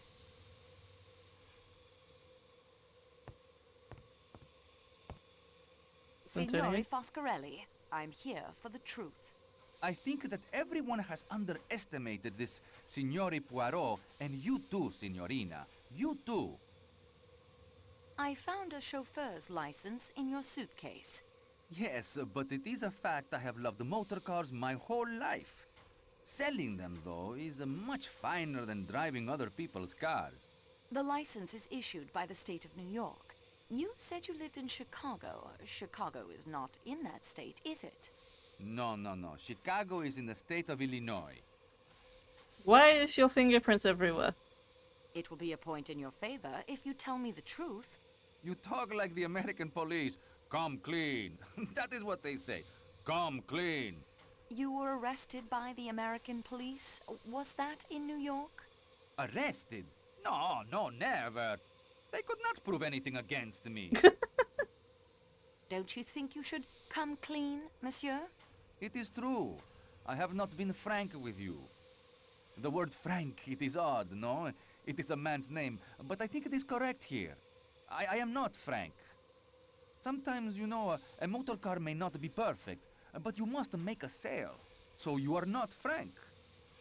Wow. He sure can ramble.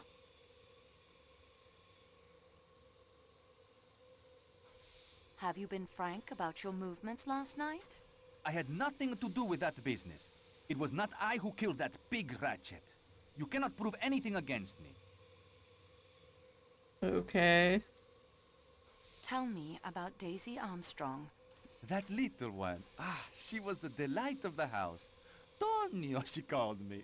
They all did. She would sit in the car and pretend to hold the wheel. Such a beautiful little one. Good day, monsieur. Why are your fingerprints everywhere?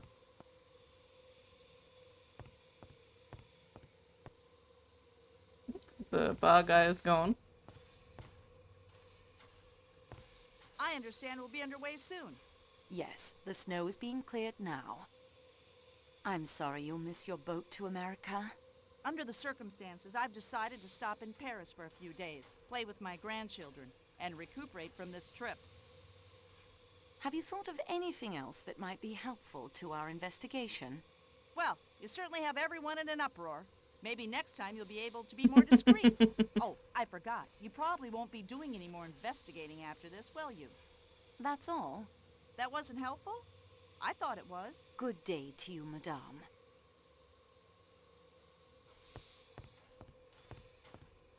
I don't like her. Monsieur Hardman? I owe you an apology, Miss Marceau. You do?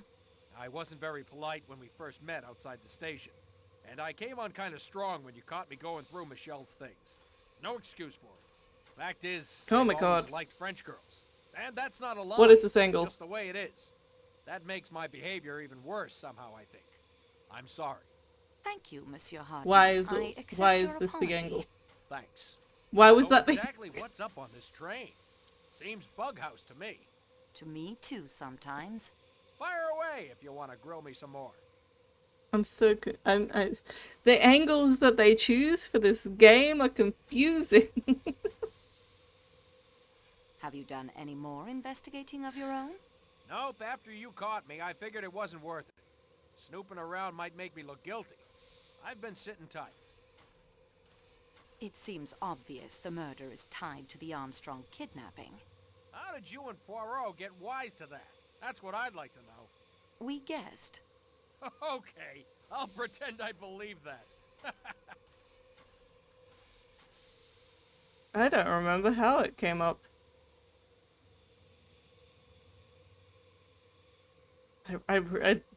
Like, we found a lot of evidence, but I don't remember how it initially came up. You were not the gardener at the Armstrong house, were you? They didn't have a garden. I'm beginning to believe I'm about the only one on this train who had no connection to that case. Have you any ideas of your own about the crime? I admit it's got me beat. Cool. Alright, I have a lot to ask you, Mary. I don't think she's in the mood for conversation. I have so much to ask you, Mary. Talk to me. I don't think she's in the mood for conversation. She looks fine.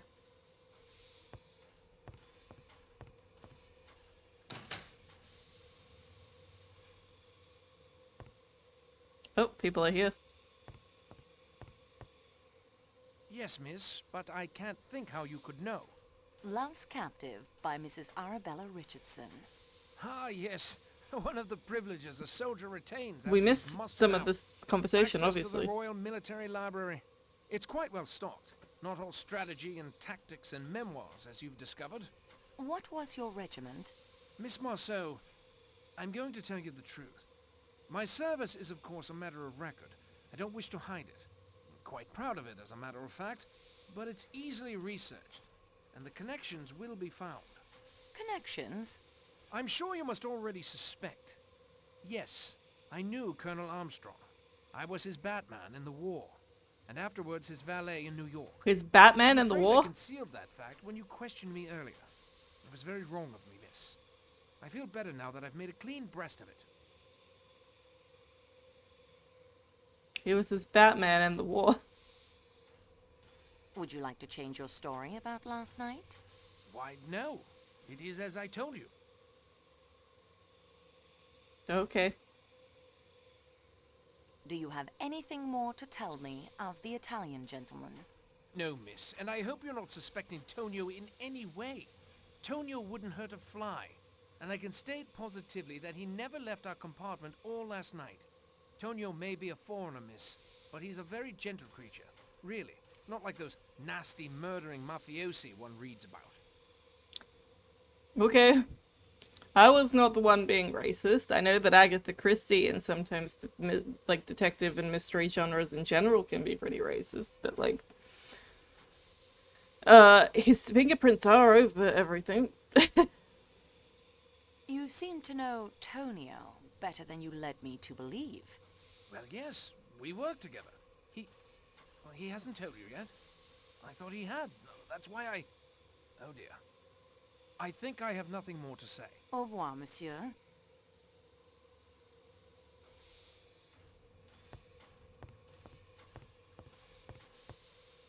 Dr. Constantine? I thought you had forgotten about me. You have further need of my expert advice? I'd like to talk to you about that, yes. Good. Could you give me an account of your movements last night? My movements? Surely, I am not a suspect. Everyone is. But it is absurd. I joined the train at Belgrade. I am the sole paying passenger of the Athens-Paris coach. Surrounded by the working staff. The doors are locked between my coach and the coach to Calais. So, I could not have committed the murder. That will do for now, Doctor. Wow, he's so angry.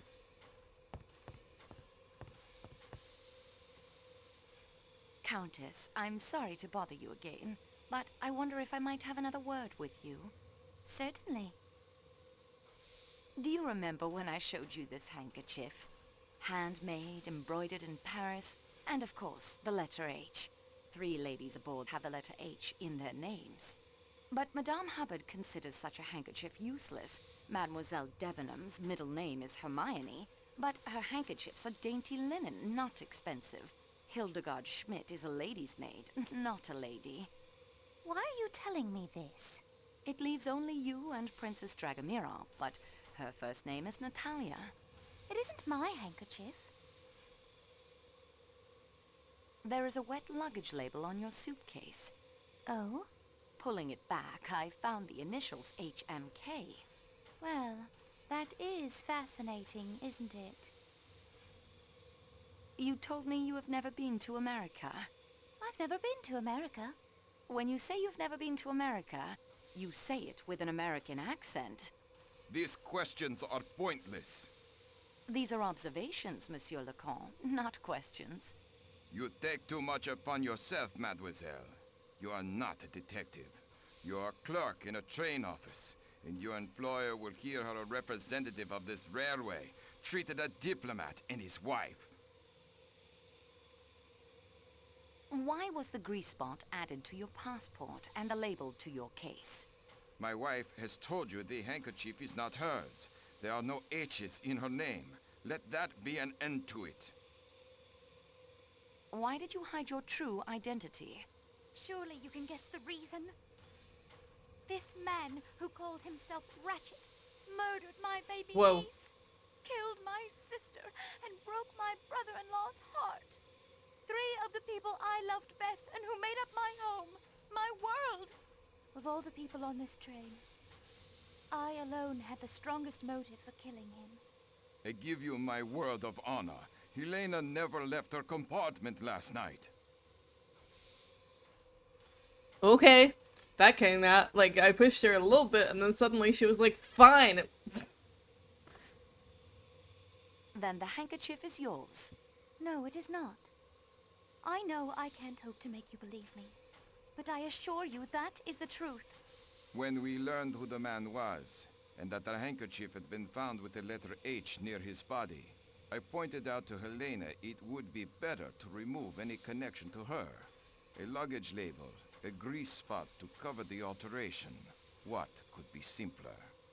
I have read quite a bit about crime, Monsieur Lacan.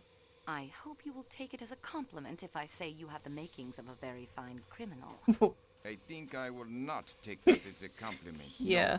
No. Madame la Comtesse, the motive for the murder lies in the past, in the tragedy that broke up your home. Help me. Take me back into the past. Take me back. Tell me about your sister's household. What can I tell you? They're all dead! All dead! All dead! Sonia, Robert, darling, darling Daisy. That curly hair, impossible to comb, that sweet, sweet smile. Tell me about the nursery maid who committed suicide. Suzanne. If she was involved, I'm sure it was innocently. Chatting idly with someone, giving the times of Daisy's outings. What was Suzanne's nationality? She was French. What was Suzanne's last name? I was only a child myself at the time. All we called her was Suzanne. Was there a nurse? Yes, a trained hospital nurse. New Daughter was her name. Did you have a tutor or governess, perhaps? Yes, she was a dragon. English. Oh, rather Scots. A big red-haired woman. What was her name? Miss Freebody, if you can believe it. How old was she? She seemed frightfully old to me at the time, but I suppose she couldn't have been more than 40. I know you were only a child at the time, and that the passage of years changes a person, but have you seen anyone on this train who reminds you of any of those people? No, mademoiselle. Pardon me, Count. I still have one or two matters I would like to discuss. Then please, do so. Did you notice the grease spot on your passport?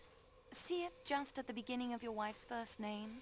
These things happen when traveling. I think I was supposed to talk to him first. I think that this game was hoping I would take a sexist approach. Have you remembered anything about last night that might help us? Nothing. That will do for now, Count Endraigny.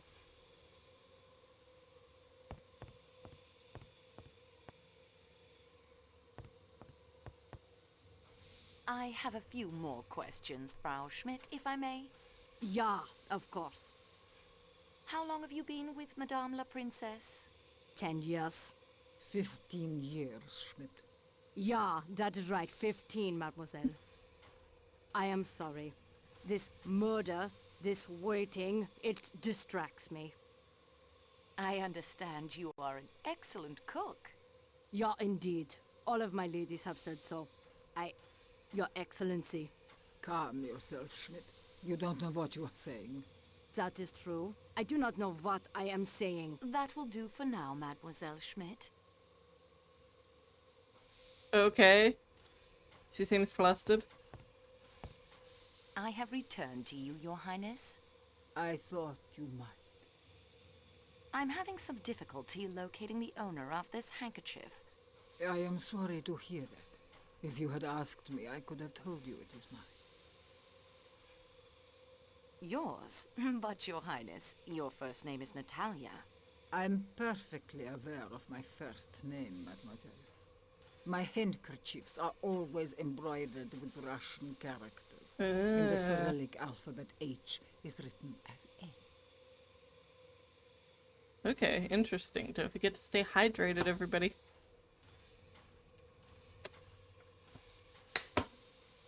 How did your handkerchief come to be lying by the murdered man's body? I have no idea. Your maid said she did not recognize this handkerchief. Schmidt believes in loyalty as I do. I believe in loyalty to one's friends and one's family and one's class. Thank you for your time, Princess. I was almost liking this princess, and then she said, I believe in loyalty to the class, and now, I want to kill her. Hello, can I speak to you? I beg your pardon, mademoiselle. When? Ah, dear young miss, I would like to say that despite all the calamity, I have enjoyed sharing my compartment. Thank you, Greta, but I'm afraid I must ask you some more questions. Yeah, I am thinking you must. Our gracious Father, who art in heaven, guides your hand, I think. So, I am content. I found a postcard in your suit. Why did you lie? My one keepsake from that time. It is a silly thing, but I hold it dear. Why did you lie? Coney Island is in America. Yeah, of course. It is on the Long Island of New York, in the country of America. I lied to you when I said I had never been there. May God forgive me. Why did you lie? On the back of the postcard, you write that Helena rode on the roller coaster. Helena Gilbert, Mrs. Armstrong's young sister, only 10 years of age, but so brave.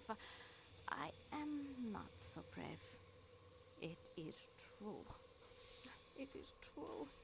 She was an angel, a sweet, trusting angel. She knew nothing but kindness and love, and she was took away by that wicked, wicked man. And her poor mother, and the other little one who never lived at all. I was to be that little child's nurse, too. I ought to have told you, but I was afraid. I did so rejoice that that evil man was dead, that he could not any more kill the little children. So weird. It's so weird that all of these people were so connected to the Armstrong family and just happened to be on this train like 20 years later. Oh, please, Mish.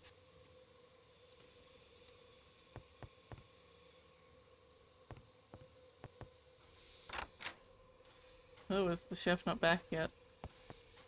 Oh, there he is. Thanks to a master chef's perseverance, the Wiener Schnitzel and Erdäpfel salad will be served as promised. Nice. Do not disturb me. Someone has stolen my Black Forest cake batter, and I must make it once more. Whoops, sorry. That was me. You probably don't want it back. I made a shoe mold out of it.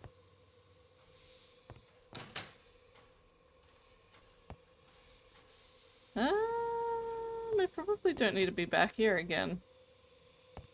Unless...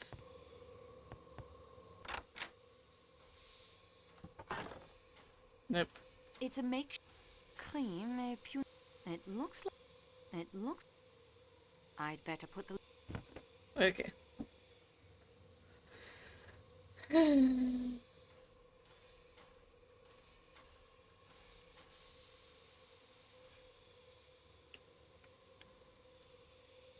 Alright, I should search for rooms again because that's what I was told to do. There's nothing else in this safe.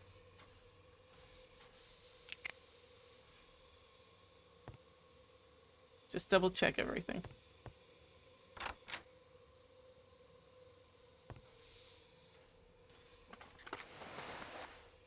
Oh. Regardez, mademoiselle.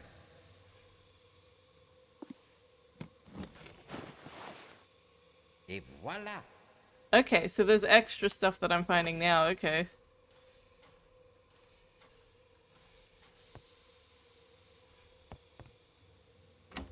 Wait, should I check this again? I see no... Never mind. Nothing to... Nothing else to see. I've already said... Okay, so nothing's new there.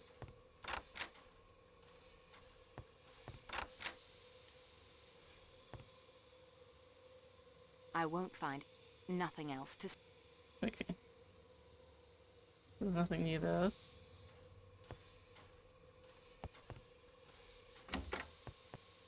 Nothing to find? Okay. No. I want to look in suitcases. Oh. The notorious scarlet kimono in your bag, mademoiselle.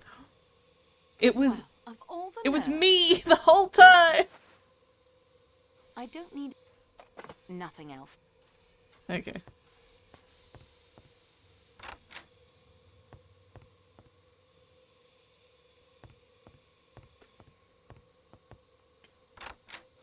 I won't find... Nothing to see. Okay, so there's nothing of interest in her room, even though she's very suspicious, in my opinion. I won't find...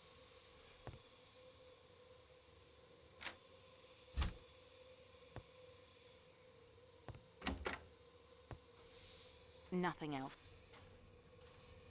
I can't... Oops.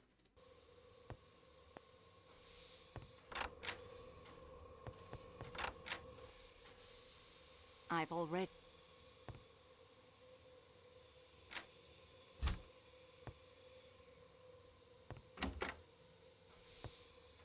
I won't find...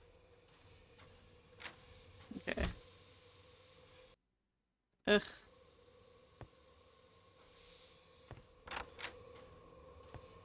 So was it literally just my room and the first two rooms? Nothing else. Okay, nothing new there. Nothing new there. What did I find? Let's look at this. The infamous scarlet kimono found in my suitcase of all places. Chauffeur's license issued by the state of New York in 1923 appears to be valid. Well-worn copy of Love's Captain. See, like, here's the thing. It would have made more sense if I had searched the compartments before speaking to the people, but I spoke to the people and the game assumed I'd already searched the compartments and found these things, so that's why she was talking about this driver's license that I hadn't found and Love's Captive and shit like that. The book is stamped on the back side of the cover. It reads Royal Military Library, Twickenham.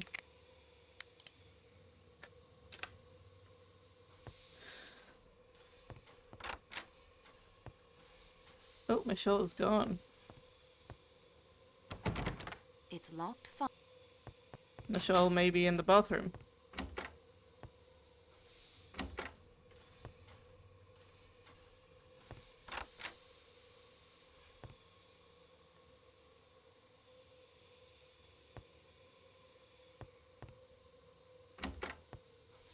A good idea.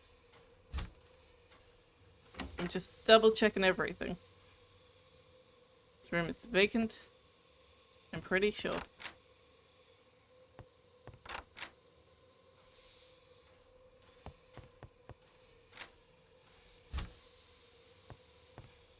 I don't know why it comes in at that angle.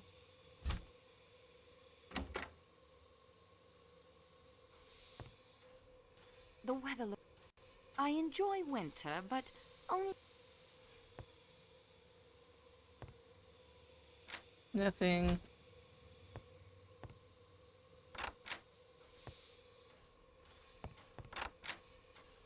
I won't find... I've already... Nothing new in Klaus's room. Come on.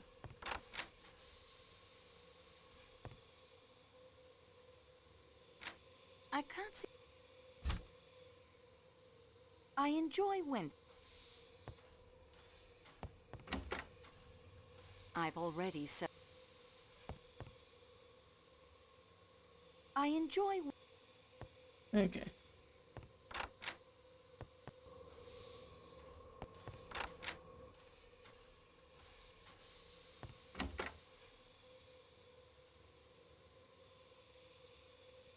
Yeah, whoever's room this is suspicious. I think it's the won't find. doctor's.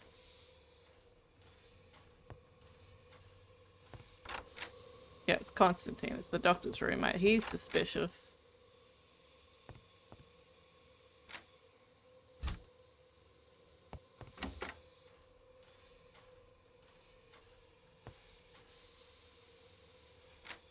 I see nothing.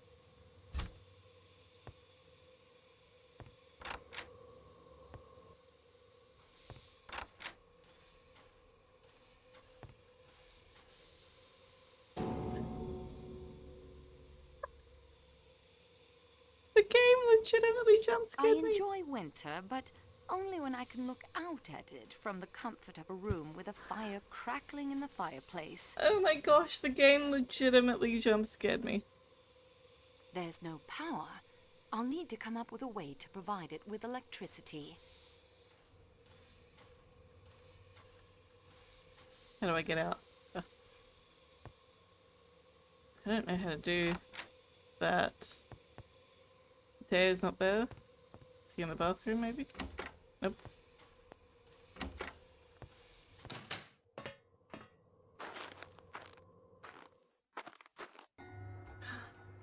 Oh, cutscene.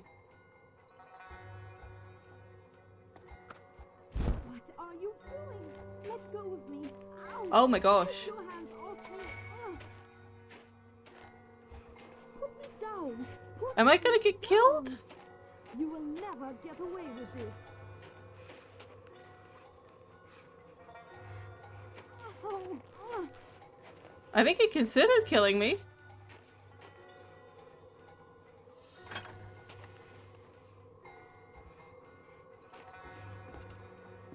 Ow.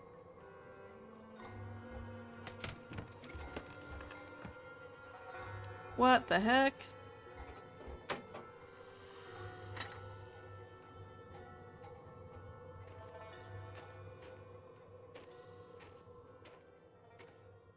Oh my god. Oh my god.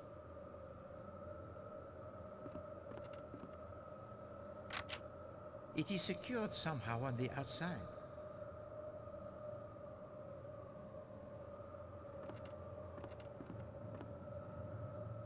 An antique stove.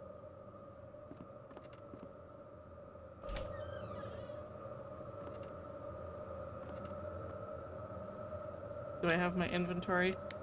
I have nothing. I have nothing. It is far out of your... Is there anything that I can use? Princess Dragomirov's parasol. How did that get here?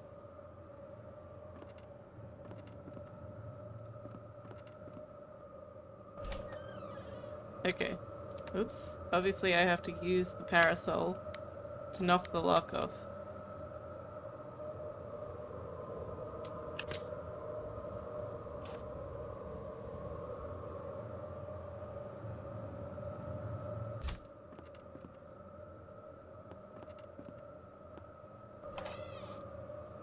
What the heck is this? The most generous of kidnappers. Are all your belongings restored to you? Are they? Looks like it. Killer's an idiot, didn't lock the padlock. And I just like put it on the door. All the stuff's back though. So that's nice. Guess we're leaving the suitcase. I need to put on the boot, the snowshoes though, don't I?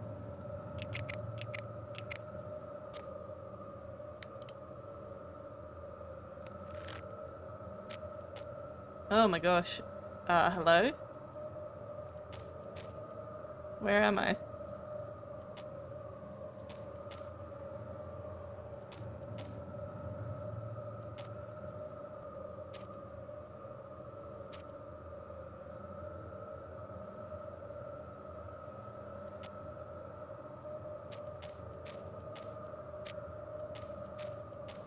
milkshake is the cat's whiskers. Hi, Johnny. Thank you for hosting. I appreciate that. I should save the game because, I'm lost in a snowstorm and I have a feeling if there's ever a chance that she dies, it's here. This looks like it. Because it's very snowy. I love that Bubbles emote, by the way. It's very cute. Oh, never mind. I found my way. I don't think the train's left without me. Please. Somebody kidnapped me. It was very rude. But I also need to speak to the people at the front of the train. I don't think he... Never mind, apparently I don't.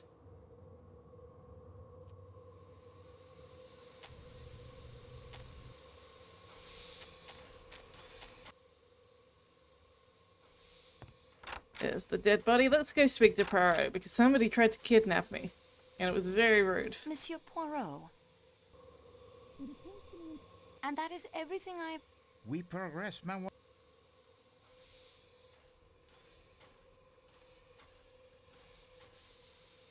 Okay, apparently we don't get to talk about the fact that we were just kidnapped. Can we use the ham radio to help the investigation? Oh, but certainement. Oh, this is a marvelous stroke of luck. Too often the coincidences, they help the criminal. What a refreshing change to have one that will aid Poirot. Also, I have a friend, Monsieur Louis. His pardon son, me. Barnabas, is a boy of much energy and interests. One of these is the radio of Ham, as his proud father reports in a recent correspondence. Young Barnaby can be our eyes and ears in the outside world. His letters to call are there in my valise in the letter from his father. Use the radio of Ham to find out more from him about our current predicament. Oh, he is an invaluable asset, mademoiselle. Do not forget to secure his letters, or you will not have the information needed to reach young Barnaby. The cat's out of the bag. Sorry, I forgot I didn't have my automatic shoutouts on, so I had to do that manually. A radio of Ham, though. This book of Masterman's reveals more than he knows. Love's Captive by the inestimable Mrs. Arabella Richardson, yes. And what does it reveal to you? He was in the military. He was in the military. Most men of a certain age fought in the war, mademoiselle. Even Poirot. Still, it is worth pursuing. Well done. This driving license indicates Foscarelli has been a chauffeur. A not unnatural profession for a man who loves the motor cars. Hildegard Schmidt's recipe box is suggestive. You remember at dinner how she was most opinionated with the waiter while studying the menu? And the label on the box, it is interesting as well. My lady's recipes. Now that suggests that she is accustomed to cooking for her employers. Not a duty one attaches to the lady's maid, n'est-ce pas? Maybe the ladies that she's been cooking for have been more than just employers. Maybe it's a little bit gay. Mary Debenham's handkerchief does not match the one found next door. No, despite the middle name of Hermione beginning with an H, I did not think that the expensive handkerchief would belong to her. No, the handkerchief of Mademoiselle Debenham is precisely the type one might expect to find in the luggage of a young Englishwoman of her class. The postcard I found in Greta Olsen's suitcase tells a story. This card, it speaks to Poirot in many ways. Coney Island is, I think, on the Long Island of New York in America. A country she claims not to have visited. Mademoiselle Olsen does not send the postcard to Sweden as she perhaps intended, but saves it as a keepsake for herself. It is not a happy memory, this. A last brief moment in the sun for a family soon to be swept away by the storm. Don't forget to stay hydrated.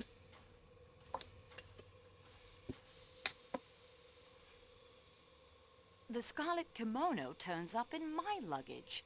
I swear to you it does not belong to me. Oh, mademoiselle, I have no doubt of that. You have vigorously pursued its owner's identity. No. It is a defiance, you understand? It is a gauntlet thrown down. Very well. We take it up. It is a jewel. The handkerchief with the H belongs to the princess. I confess I should have remembered that in the Cyrillic alphabet, Arch is written as N.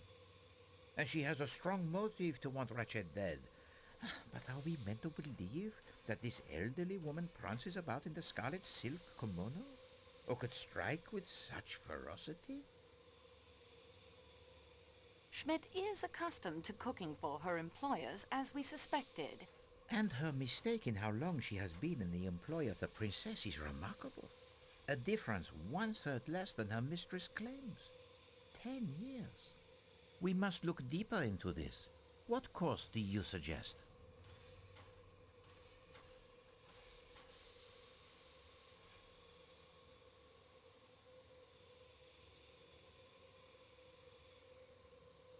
Oh, I don't know. I don't think the Countess would remember. I will radio to Barnaby. A wise decision, I think. Because the Countess, Helena, was not very good at remembering things. Masterman was Colonel Armstrong's valet. And he's Batman during the war. Batman! Greta Olsen was Daisy Armstrong's nurse. This may explain the zeal with which she cares for her young charges at her mission, and why she never had any children of her own. The nursemaid Suzanne, who threw herself to her death, was French. Wait, to know her full name might be instructive. The Armstrong nurse was named New Daughter. An odd name, that. What nationality do you think? Slavic or Scandinavian? Well, perhaps.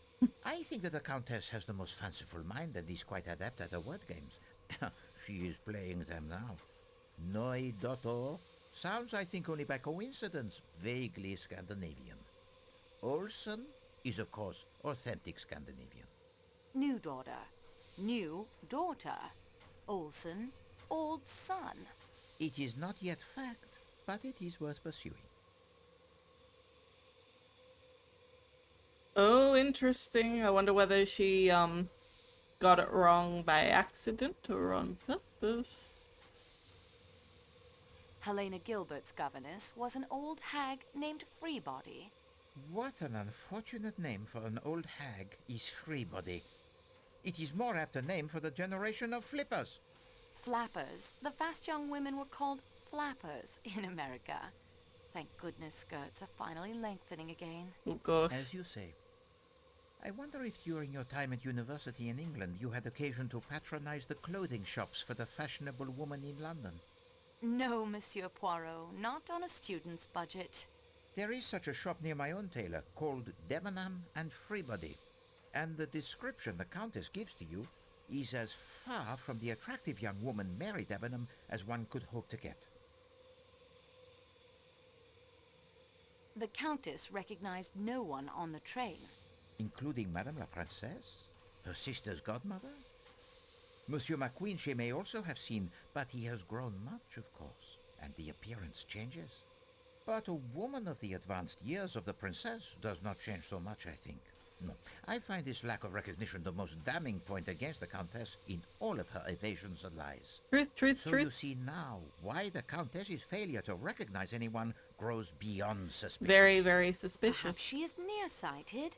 If she were the second murderer in Ratchet's room last night, that might explain why she didn't notice he was already dead. She's just blind. You know, at times you remind me so of my good friend Hastings. Merci, mademoiselle. Unfortunately, the report, it is not yet complete. We are now armed with much more additional knowledge than before. Continue the investigation, and do not be afraid to go over the ground you have already covered. Ugh. Okay, I'm gonna look up a walkthrough again. I'm so sick of going over the ground I have already covered.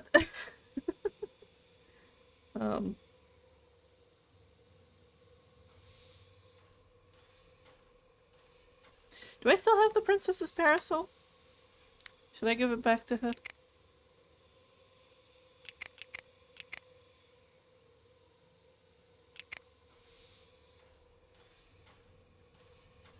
What's this? Why did I pick up juice?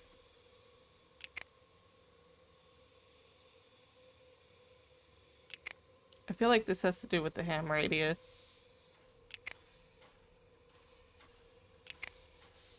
Apparently. Oh no, there it is. Parasol. Wonder if I can give it to her.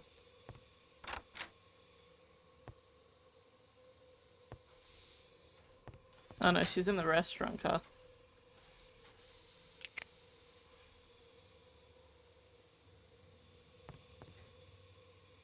Keep walking. Keep walking.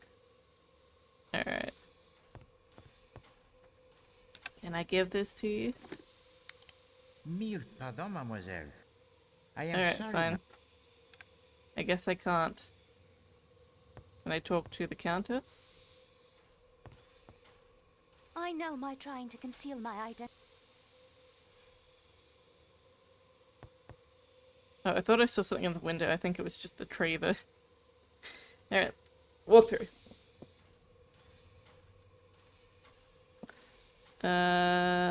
Okay.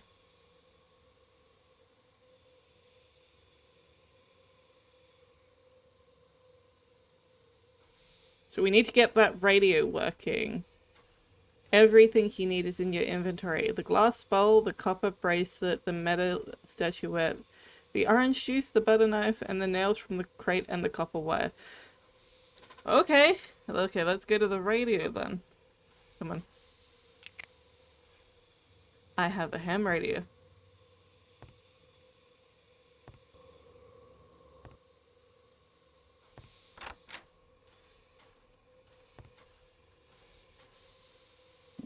What do I need to do?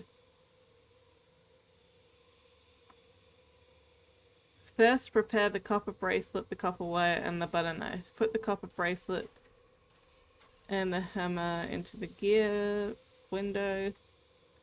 And now you should have straightened out the bracelet. See, I would never be able to figure this bit out on my own because I don't know that much about MacGyvering situations. The copper bracelet is now straight with a hooked end. Cool.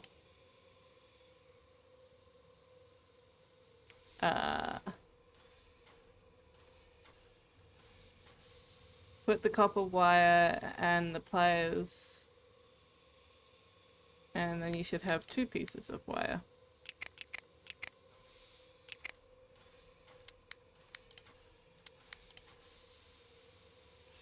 Oh, and the pliers.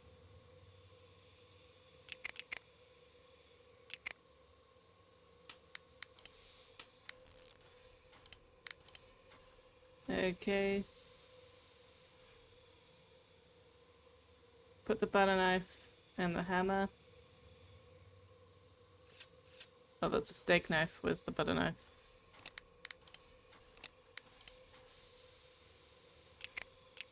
Oh, there was the hammer. I bent the blade of the butter knife back on itself. Okay. I put the bent butter knife, the nails, and the hammer. Okay. So I need the hammer again.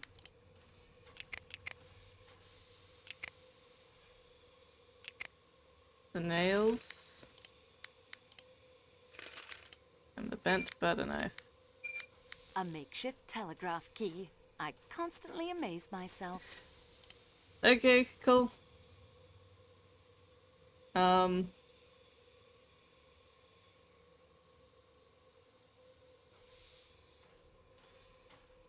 So put the glass bowl on the table.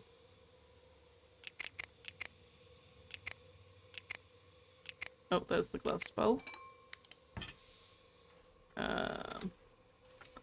Orange juice into the bowl. Statuette into the bowl of orange juice.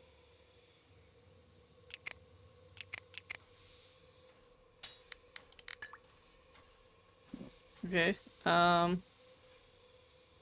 Straightened out bracelet into the bowl of orange juice. With any luck, that will power the radio, at least for a short time. Okay. Then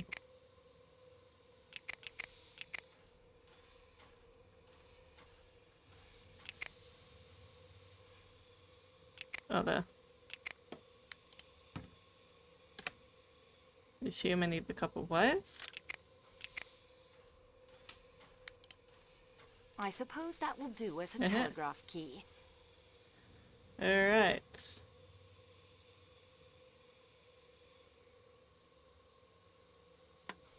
There, the radio is ready to be used.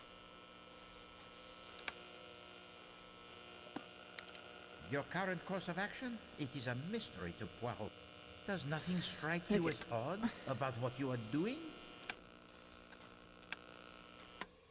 That will save the cell from draining while I'm not using it. There, the radio is ready to be used. That will save... Okay, I need there, to have it the turned radio on. is ready to be used. I don't know who to contact. I can't... I do know though, I said to Barnaby. Mademoiselle, that will save... Okay, apparently I need to speak to Poirot. Before, apparently I can't just, like, know from the previous conversation where we talked about Barnaby.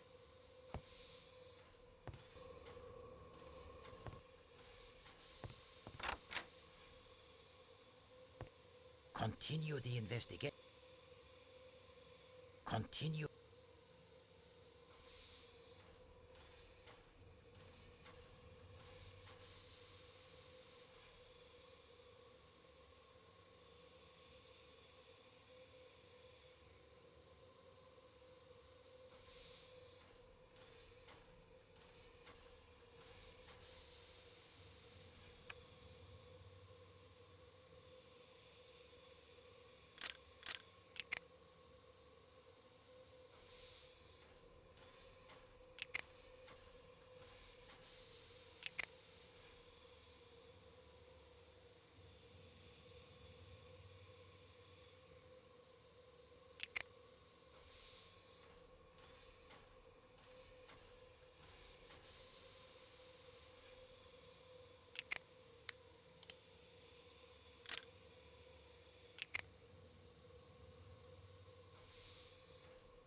I'm so confused.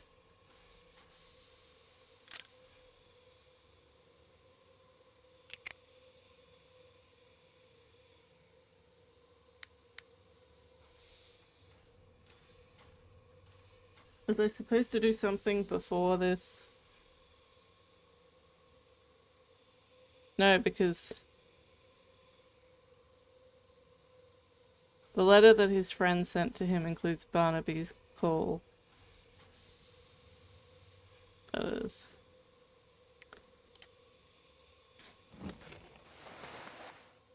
The letter. Ah!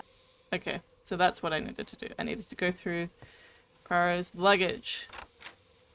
My bad. I should have known that somehow.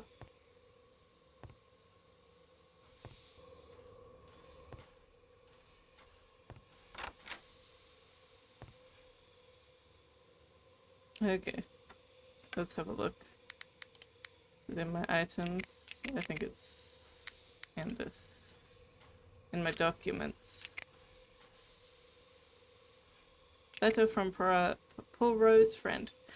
2nd of December 1934. My dear Poirot, I hope this note finds you well, and I trust your investigations in Turkey are proceeding satisfactorily. For myself, I am sorry to report that negotiations with the Argentinian delegation are not advancing as we had hoped. There is much reluctance on the part of their chief delegate, a senior Constantov?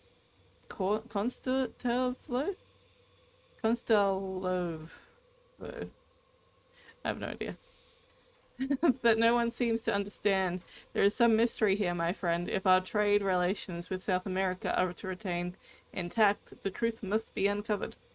Therefore, I beg of you, my dear friend, as soon as your work in Turkey is complete, to return to England and take up this matter. Much depends on our concluding these delicate negotiations satisfactorily, and with as much dispatch as possible.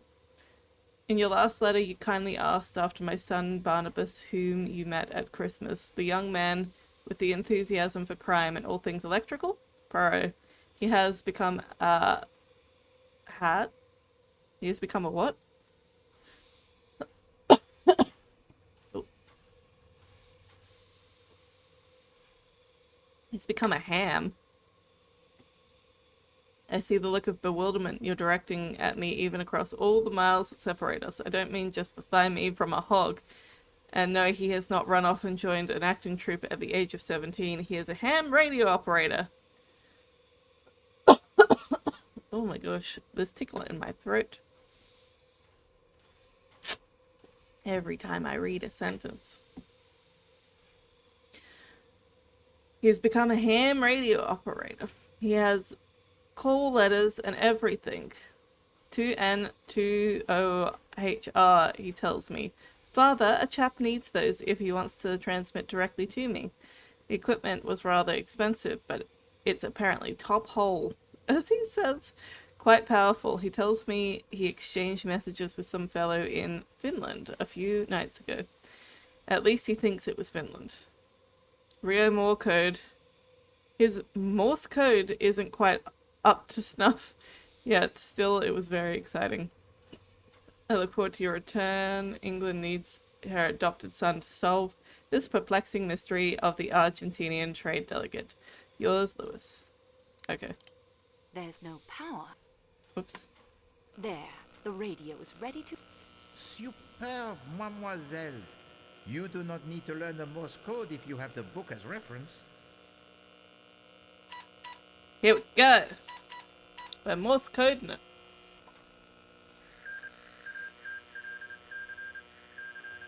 Hello, Barnaby Lewis here. Who's that? A lady ham, I say. Well done.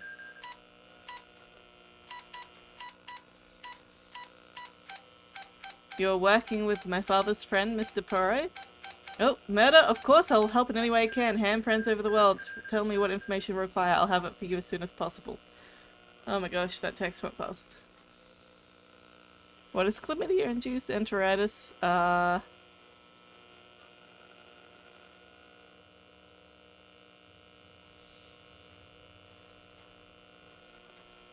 I hope I can ask all of these, but I'm going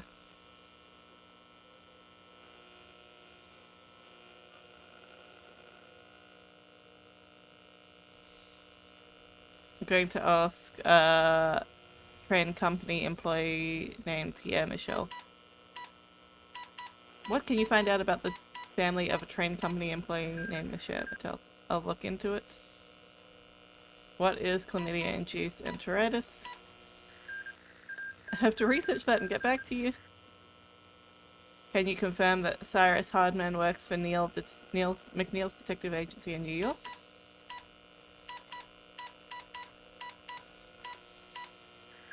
I'll see what I can do. What was the name of the actress Linda Arden's husband? I'd be glad to look that up for you. Is there a Count Rodolph Andrei attached to the Hungarian diplomatic service?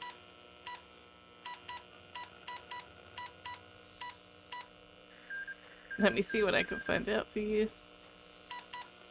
What can you tell me about Countess Andrea? Oh, see what you can find out about the service of a Colonel Francis Gordon Arbuthnot. Can you find out anything about Mary Debenham? Shouldn't be too hard. See what you can find out about an American named Hector McQueen. Lightning McQueen! I'll get right on that. Find out what you can about Klaus Herdenschmidt, a chef. Herkenschmidt. I'm very bad at German, I apologize. Anything on Matteo Rivetta? An attendant on the Athens-Paris coach. Don't forget to stay hydrated, everybody. I'll have to research that and get back to you. What can you learn about an American lady named Miss Caroline Hubbard? Let me see what I can find. What can you discover about Greta Olsen, a Swedish missionary in Gemlik, Turkey?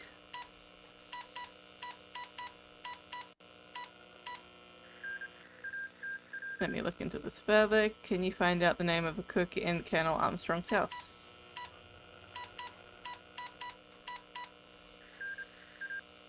Can you find out the name of Susan Daisy Armstrong's nursemaid? Suzanne. I'll do my best. Thank you for your help. I'll check back soon. That will save the cell from draining while I'm not using it. Can I? There. Bonnie BB, I have the information! Alright. He had the information. All it took was 3 seconds. What did you find out about chlamydia-induced enteritis? Chlamydia-induced enteritis is a particularly numb disease found in animals, especially newborn calves. Okay, what did you find about Pierre Michel? Pierre Michel has no family, he's not married, his parents are deceased, poor fellow is pretty much alone in the world. Yeesh. That's not the picture that we saw. Did you confirm Cyrus Hardman's employment? I can confirm, has worked for McNeil's detective agency in New York for nearly 15 years. Jeez Louise. Name of Linda Arden's husband. Lyndon Arden was never married, but the father of her 2 children was rumoured to be theatrical producer Mark Gilbert. Show people the rules don't seem to apply to them. Wow, okay. What did you find out about Count Rudolph? One of the youngest rising stars in Hungarian diplomatic service, he has served several major capitals of the world. What did you learn about the Countess? Helena. Married the Count just over a year ago, maiden name was Gilbert. What did you find out about Colonel Arbuthnot? Served in India, real solid but undistinguished military career for almost 30 years. Northumberland and something or other. What did you find about Mary Debenham? Comes from a good family, daughter of a Sussex clergyman, has several positions as governess both here and abroad. What did you find out about Hector McQueen? Graduated from Princeton University, the Yanks call Ivy League. No idea what that means since he's been gadding around the world doing this and that. Not much to tell, I'm afraid. Princeton. I feel like, from what I understand about Ivy League universities, Princeton is like lower on the list. What did you find out about Klaus? The chef. Could only locate one item on the chef. Early newspaper accounts of an outbreak of pemmican at Sturgit. German restaurants where he was the head chef. Nobody died, no charges filed, although he did go after a reporter with a cleaver, it seems. Right, so people kind of got food poisoning. One time. Mateo. Spanish ham radio enthusiast. One incident when he was younger, stabbed some fellow with a knife during a fight, but a good report on him from Monsieur Rome in Istanbul. I say Bo was beside himself with worry over your train getting stuck in the snow. I didn't mention I was in contact with you, thought it would be better to be discreet. Fair enough. What did you learn about Caroline Hubbard? Checked with the American Embassy about your Miss Hubbard. You'd think middle-aged women could manage to stay out of trouble, but she's filed various nonsensical complaints about beggars accosting her service at hotels, unfair prices from street vendors, and so on with consuls in London, Prague, Paris, and Istanbul. They are of the opinion that she should return to America and stay there. Yeah, she probably should. What did you find out about Greta? Hold on to your hair, this is amazing. Greta Olson is really Greta Olson, a Swedish nurse and missionary working in a school in England. Sorry, my little joke. She is who she claims to be. Did you find out the name of the cook?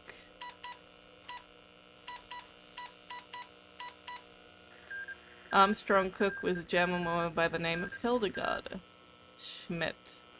So it was Schmidt. Did you find out the last name is Suzanne, the nursemaid? Suzanne Fiera. Born in Paris. That's all I could find. Can you research the service record of Colonel Toby Armstrong? Sure thing.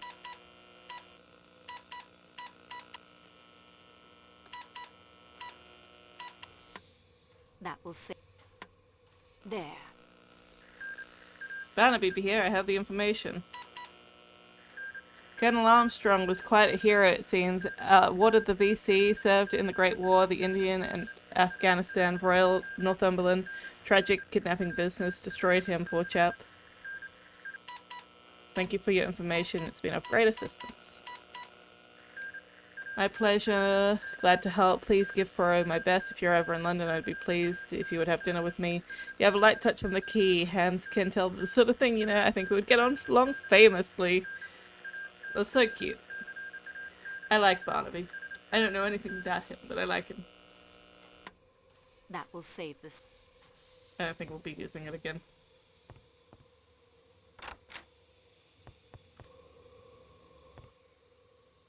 Oh, not Klaus's room. This was a mistake. I did not want to go into Klaus's room. I wanted to go into Poirot's room. I just forgot I was in the Athens Cup. Your return. And that is We progress, mademoiselle. Okay. Countess Adrenyi's maiden name is Gilbert. Not a very Hungarian name, that. Her accent is more... Barnaby confirms Colonel Arbuthnot served with Colonel Armstrong. We, the Royal Northumberland Fusiliers. A regiment most distinguished. That's how you say it. I'm not going to try to repeat it. Barnaby has discovered that the last name of the Armstrong cook was Schmidt. All of her ladies have said that she was a wonderful cook. Pierre Michel has no family. Never married, parents dead, his sister, her husband, and a niece dead in their car crash. Oh, this is enough to explain the sadness that haunts him, and yet he carries the happy family photograph with him, a wife and a child. The nursemaid's full name was Suzanne Ferrier. French. Yet no apparent connection to any of the others involved in the case. Ah, well, not every clue will lead somewhere. Cyrus Hardman has worked for McNeil's for almost 15 years. I wonder. The father of Linda Arden's children was named Gilbert. No marriage, just children. Ah, the smart set is often not so smart, I think. Merci, mademoiselle. Unfortunately, the report, it is not yet complete. We are now armed what with else much do more I need to additional knowledge than find? before. Continue the investigation, and do not be afraid to go over the ground. Oh my you have gosh, already what covered. else do I need?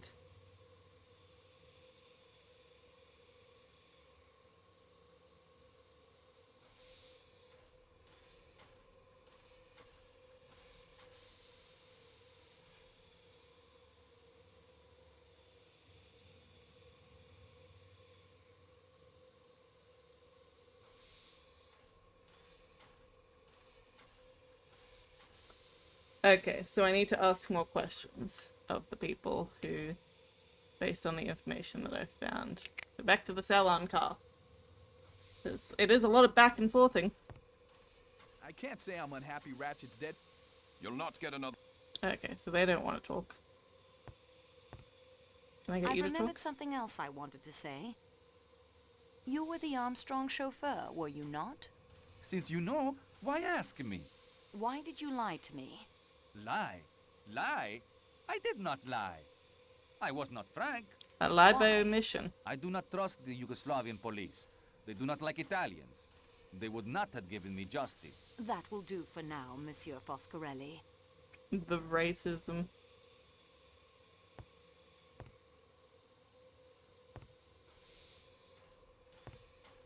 Do I need to ask you anything? I'm not in the mood to talk. Apparently not. Nope.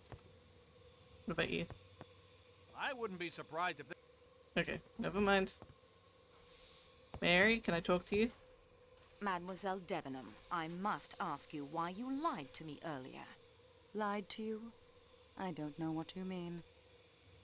You told me you had never been in America. What makes you think I have? Information received, as the English police say. You concealed the fact that you lived in the Armstrong household. And what, may I ask, was I supposed to have been doing there? You were governess to Helena Gilbert, Mrs. Armstrong's young sister. And you would have no doubt been governess to little Daisy when she was old enough. You appear to have found me out. And the reason for these evasions? I have my living to get. You must know how hard it is for a girl to get and keep decent employment. I had been detained and questioned in connection with a murder case. Do you think that any nice, ordinary, middle-class Englishwoman would want to engage a girl with those references as governess to her daughters? Even with no blame attached to you, there would be the publicity. Yes, we have it hard enough getting on, don't we? Without all of that additional baggage.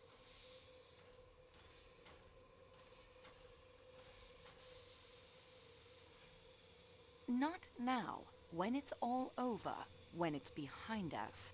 Antoinette, those words refer to a private matter of my own. I can't tell you. I can't. I understand very well.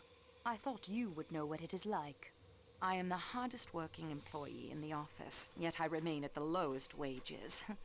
And I've worried more than once how my employer, Monsieur Booth, will react when he learns of the avalanche, Monsieur Poirot's accident, the murder. I'm not to blame, but somehow you will be blamed. It's not fair. It's the sexism. It's just the way things are. It's the sexism.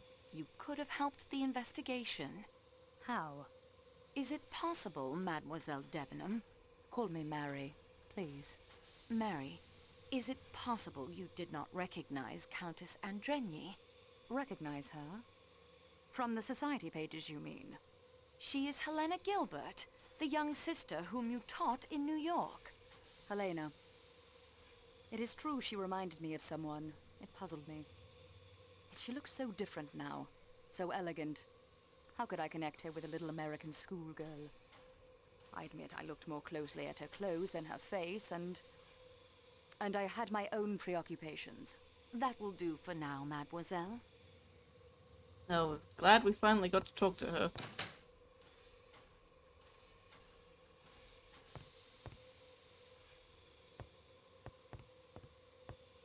Oh, another thing. What is the name of the conference you are addressing in London? Why, it is the International Society of Gastrointestinal Physicians. Why would such a group be interested in a speech about a disease found in newborn calves? Why, there are many similarities between... what I mean is anatomy. Constantine, what have you done? You lied to us about your qualifications, Doctor. You are a veterinarian, yes? Whoops. Yes, very good veterinarian. Monsieur Poirot and I relied on your qualified opinions. Mademoiselle Marceau. All the inconsistencies, the time of death, the difference in the force of the stab wounds. The murderer is strong, but no, look here, the murderer is weak. He is right-handed. No, he is left-handed. Have you considered he may have held a knife in each hand? Doctor, enough. All of it can be explained away with the simple fact that you did not know what you were doing. Mademoiselle, all of my training was to become a medical doctor, to treat human disease and to save human lives. Then, I come from a poor family. I had not the money to finish my studies. The best I could accomplish was doctor of animals. When Monsieur Poirot was told there was doctor on the train, I saw an opportunity to prove myself. Not to you, you understand. To me. But your evidence... I swear to you, every observation I made, every conclusion I reached will be verified by any doctor who examines the body. Further, by my acting while the murder was as yet not too long in the past, I may very well have seen more than any doctor coming to the case days or even hours later. I did lie about my degree. I did not lie about my ability. You may rely on everything I have told to you. Yes, even with all the inconsistencies, you have the correct medical evidence before you. It's just like...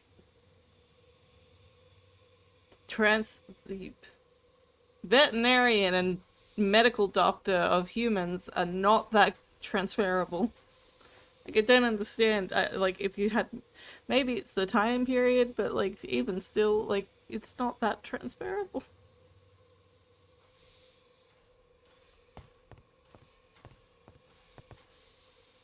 I shan't change my story.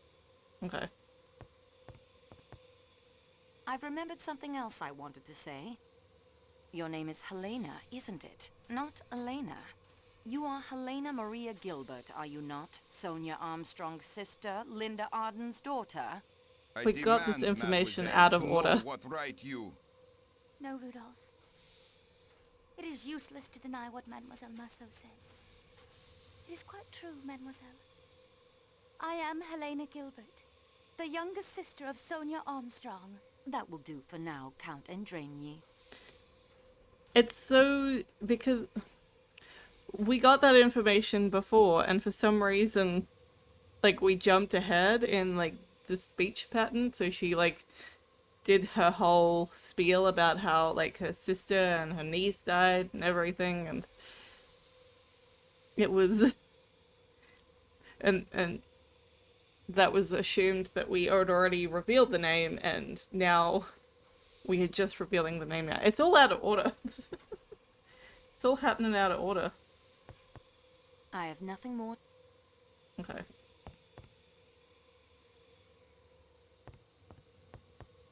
When will that plow free? Mademoiselle, I suggest...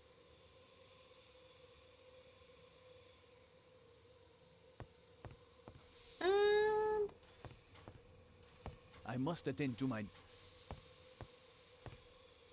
Oh, please, me. Alright, let's get back to Poirot then.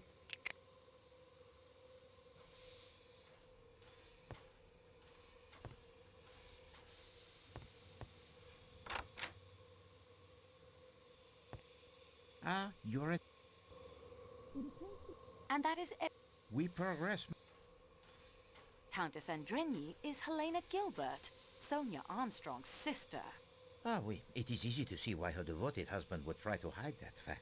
Her account of the Armstrong household is of the greatest interest. Please to go over the points of her testimony that struck you. Foscarelli was the Armstrong chauffeur. It was a deduction most simple. Dr. Constantine is a veterinarian. The only man on the train who answers the description of Ratchet's unknown enemy, and that is his only secret? Bah! I have all the pieces. All that remains is for me to assemble them properly. Très bien, mademoiselle. You have done well. Mademoiselle Marceau, you will recall my observation to you of the many classes and nationalities one meets when traveling. Yes, of course. Try to imagine whether such an assembly would ever likely to be collected under any other conditions. In America? Oui, the great melting pan of America. Melting pot. This is the answer I made to myself as well. Only in America you might find a household composed of such varied nationalities. And what do we discover here? Such a household has recreated itself aboard this train. A household damaged almost beyond recovery 10 years ago by the man Ratchet. And so we near the end of at least one journey. Please to assemble our fellow passengers in the salon car. Oh, and please also to send for Michel and Dr. Constantine. I will need their assistance to convey me to the salon car. You will present your solution? I will offer 3 solutions. You, mademoiselle, will decide which of them will best serve justice. Oh my god. Eh bien, messieurs, we have before us a most delicate operation. Transferring the person of Poirot to the salon car, where the suspects, they are all assembled. Don't forget to Poirot stay hydrated. is ready for the ordeal. While we solve the murder.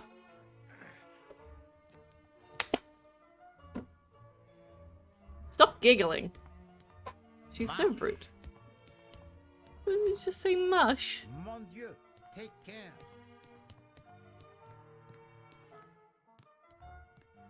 Beware of Greeks bearing gifts.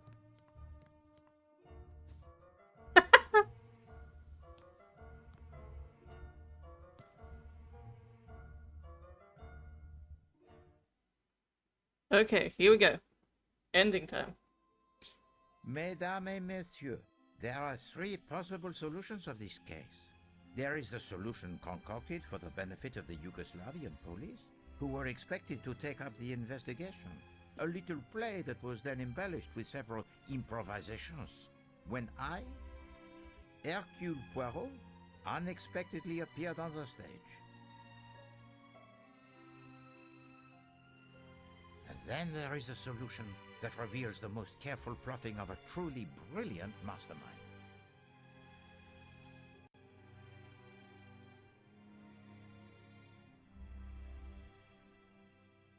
And yet there is also a third, one of which I think even now, that mastermind, in this carriage with us as I speak, has no knowledge. With the help of Mademoiselle Marceau, my able assistant, you see Poirot, he is also able to improvise, huh? I shall put all 3 solutions before you, and I shall ask Mademoiselle Marceau and the eminent Dr. Constantine here to judge which solution is the right one. Mademoiselle, are you ready to proceed? Oui, monsieur. Et I am. We commence. Monsieur Ratchet had received the threats from an unknown enemy. Mademoiselle Marceau?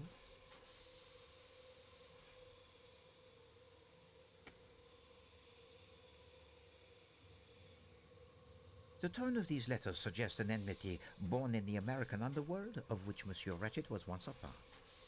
A former colleague in one of his kidnapping schemes? Who knows? We have the evidence of a detective Monsieur Ratchet hired to protect him.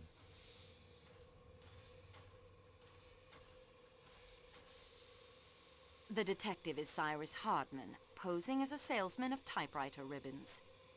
The evidence of Monsieur Hardman, who is indeed a detective hired to protect Monsieur Ratchet, gives to us a description of a small, dark man with a womanish voice. Except for the voice, this description would only fit 2 men on this train.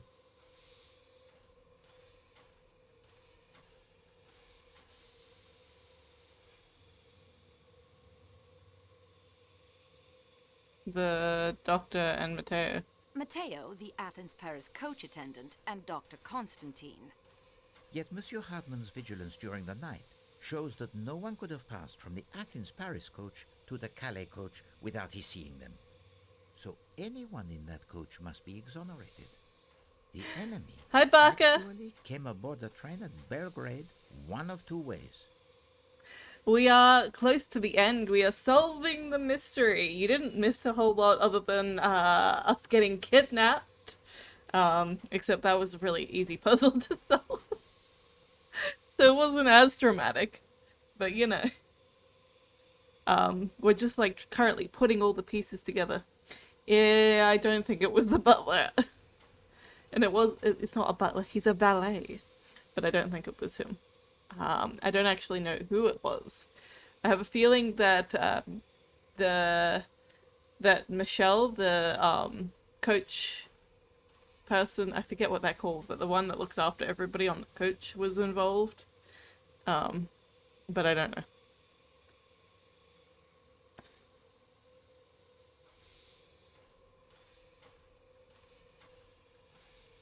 Oh, hang on. I didn't listen. Can I? I need a moment to decide. Time is of the essence, mademoiselle. Pray do not take too long.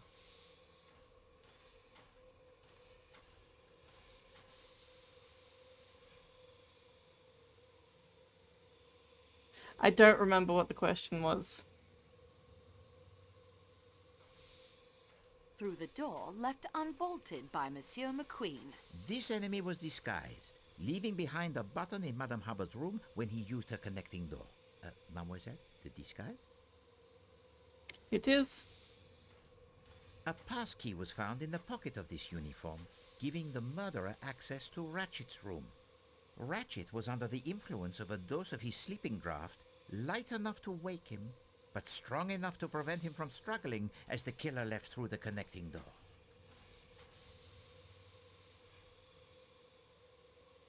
Masterman confirmed the dosage of the sleeping draught. Masterman confirmed the dosage of the sleeping draft. Oui, he did. Well, the murder weapon is obvious. Mademoiselle? Okay. So, the person that was killed is named Ratchet, but his real name was Cassetti. Previously, he had kidnapped and killed a bunch of children, one of which was a girl that several people on the train were connected to. So, there's a lot of people that have motivation for the murder. The stiletto was the murder weapon. It is a stiletto, the type of knife carried by the criminal type in America called the mafiosi. The killer planned to leave the train at the next station after committing his crime. Show to them the evidence supporting this, mademoiselle. I don't remember. Torn letter? Exact. Okay. The avalanche prevented him from reaching Broad. Even so, he went through with the crime and then hid himself.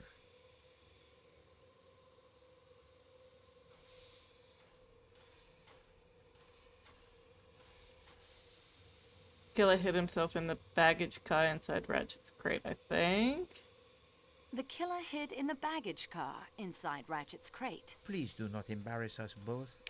Choose another. The killer hid in a shepherd's hut on the mountain. At first, in the Athens-Paris coach. Then later, it is in the hut. Mademoiselle found the uniform and the stiletto. But the killer had fled. He may have escaped down the mountain, or he may have come to his just reward somewhere out there in the snow. I think you will agree that we had followed the trail as easily as if we were tracking the footprints in the snow. Well, it is plausible. It certainly fits the most obvious set of facts. I applaud the mastermind who hides behind such an innocent face. The second solution asked more of the little Gressels. Not only of Poirot, but those of Mademoiselle Marceau and Dr. Constantine as well. It was hidden most carefully. The unlikely accident of a means of communicating with the outside world, a part filled most ably by my dear friend Barnaby, made the truth, or at least part of it, easier to uncover. Oh, yeah. But I flatter myself that enough clues were found right here on this train that such communications were almost always but collaborations of conclusions that I had already reached. My automatic shout-outs aren't turned on. We will begin again. First, I will speak to you of time. When did Monsieur Ratchet meet his end? I suspect Mademoiselle Marceau has the theory. Looks like he could rip his fucking mustache off. Well, 1:15 a.m. 1:15 a.m.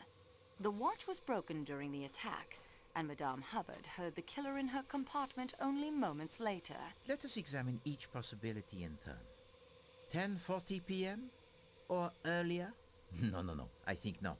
Mademoiselle Olsen spoke to Ratchet from the doorway at 10:40 p.m., but she never went inside. It conjures the image most bizarre of her throwing a knife at him 12 times from the doorway. And how does she retrieve it? Is there string attached to the handle? No.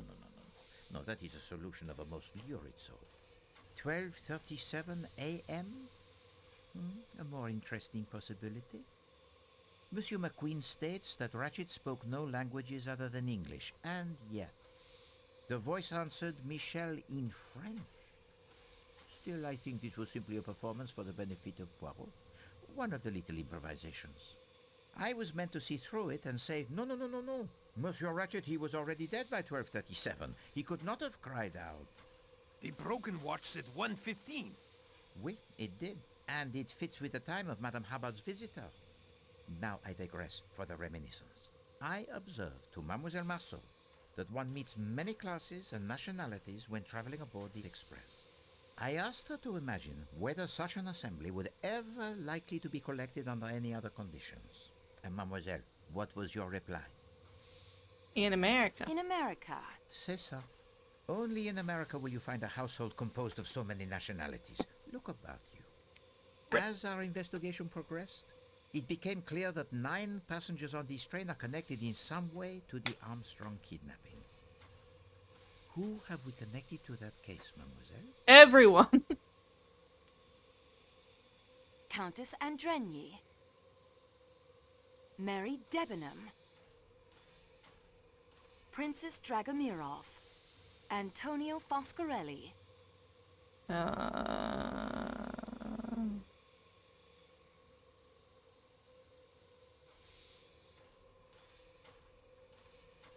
Hector McQueen.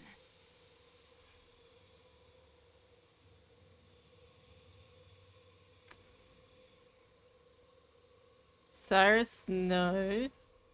Puppet, no. I don't think most men count. Colonel Arbuthnot.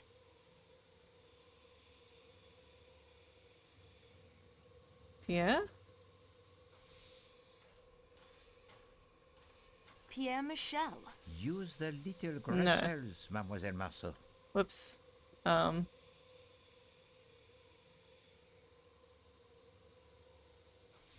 Edward Masterman. Greta Olson. Hildegard Schmidt. None of the above. Precisely. There we go. These four alone, amongst the occupants of the Calais coach, would appear to have no direct connection with the Armstrong case. Yet I was struck by the curious coincidence that everyone in the Calais coach had an alibi.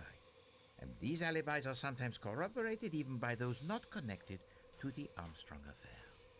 One of you stated to Mademoiselle Marceau that while Monsieur Ratchet got what he deserved, you would have preferred to see him properly hanged. The trial by jury is a sound system.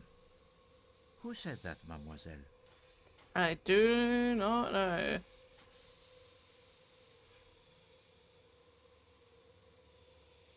Was it? I don't remember anybody saying that. The princess? Or...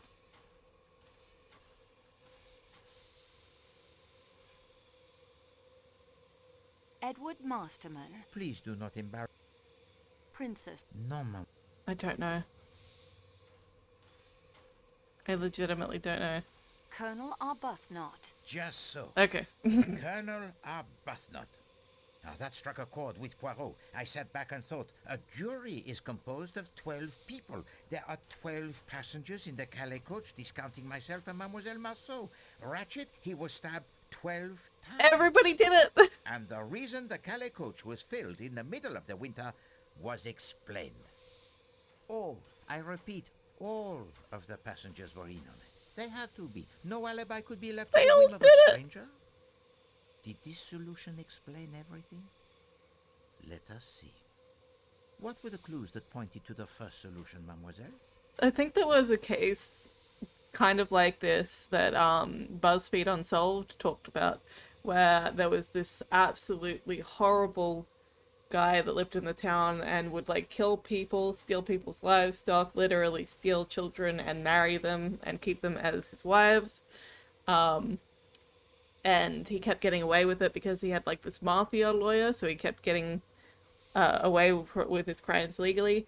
And so the townsfolk all got together to have a town meeting about what to do about this guy. And at the end of the meeting, they all stood up, walked up to this guy's car. Somebody shot him. Nobody will say who it was. None of the townsfolk will say who killed him because they all were in on it. Amazing. All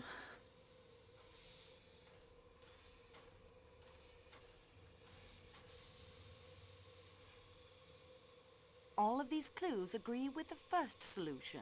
Wait, and now of course my attention focused on Monsieur Hartmann, for he, the apparent outsider, had provided a key element in this artificial solution of an unknown enemy.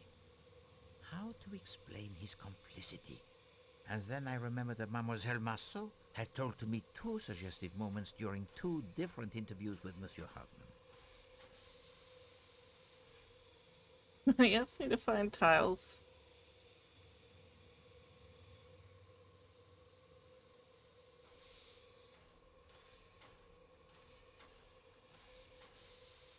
He said the snow was bright? When he said the snow was bright. May we? The snow has not been very bright today. The sky, it is overcast. And in his apology, he mentions his fondness for French girls. Countess Andrigny told us that the nursemaid, she was French. Her name was Suzanne. Our young friend Barnaby Lewis confirms via the ham radio that her full name was Suzanne Ferrier, and that she was born near Paris. So, it is not so much a leap, I think, to wonder if perhaps the man from New York and the French girl working there might not have formed the attachment. I've been a detective for almost 20 years, Monsieur Poirot, but I'm in admiration of you. Yeah, Suzanne and I were going to ask her uncle if we could get Whoa! him. He was her guardian. And the kidnapping and everything. It was too much for her. Oh. Her uncle, monsieur? And his name? Oh, jeez. I can't say I remember. A detective for almost 20 years? And you never even knew the name of your fiancé's guardian? No, probably got it written down somewhere back in New York. Enough of He's a this detective. foolishness. I can guess his name right now, and so I expect can Mademoiselle Marceau. It's probably on the train.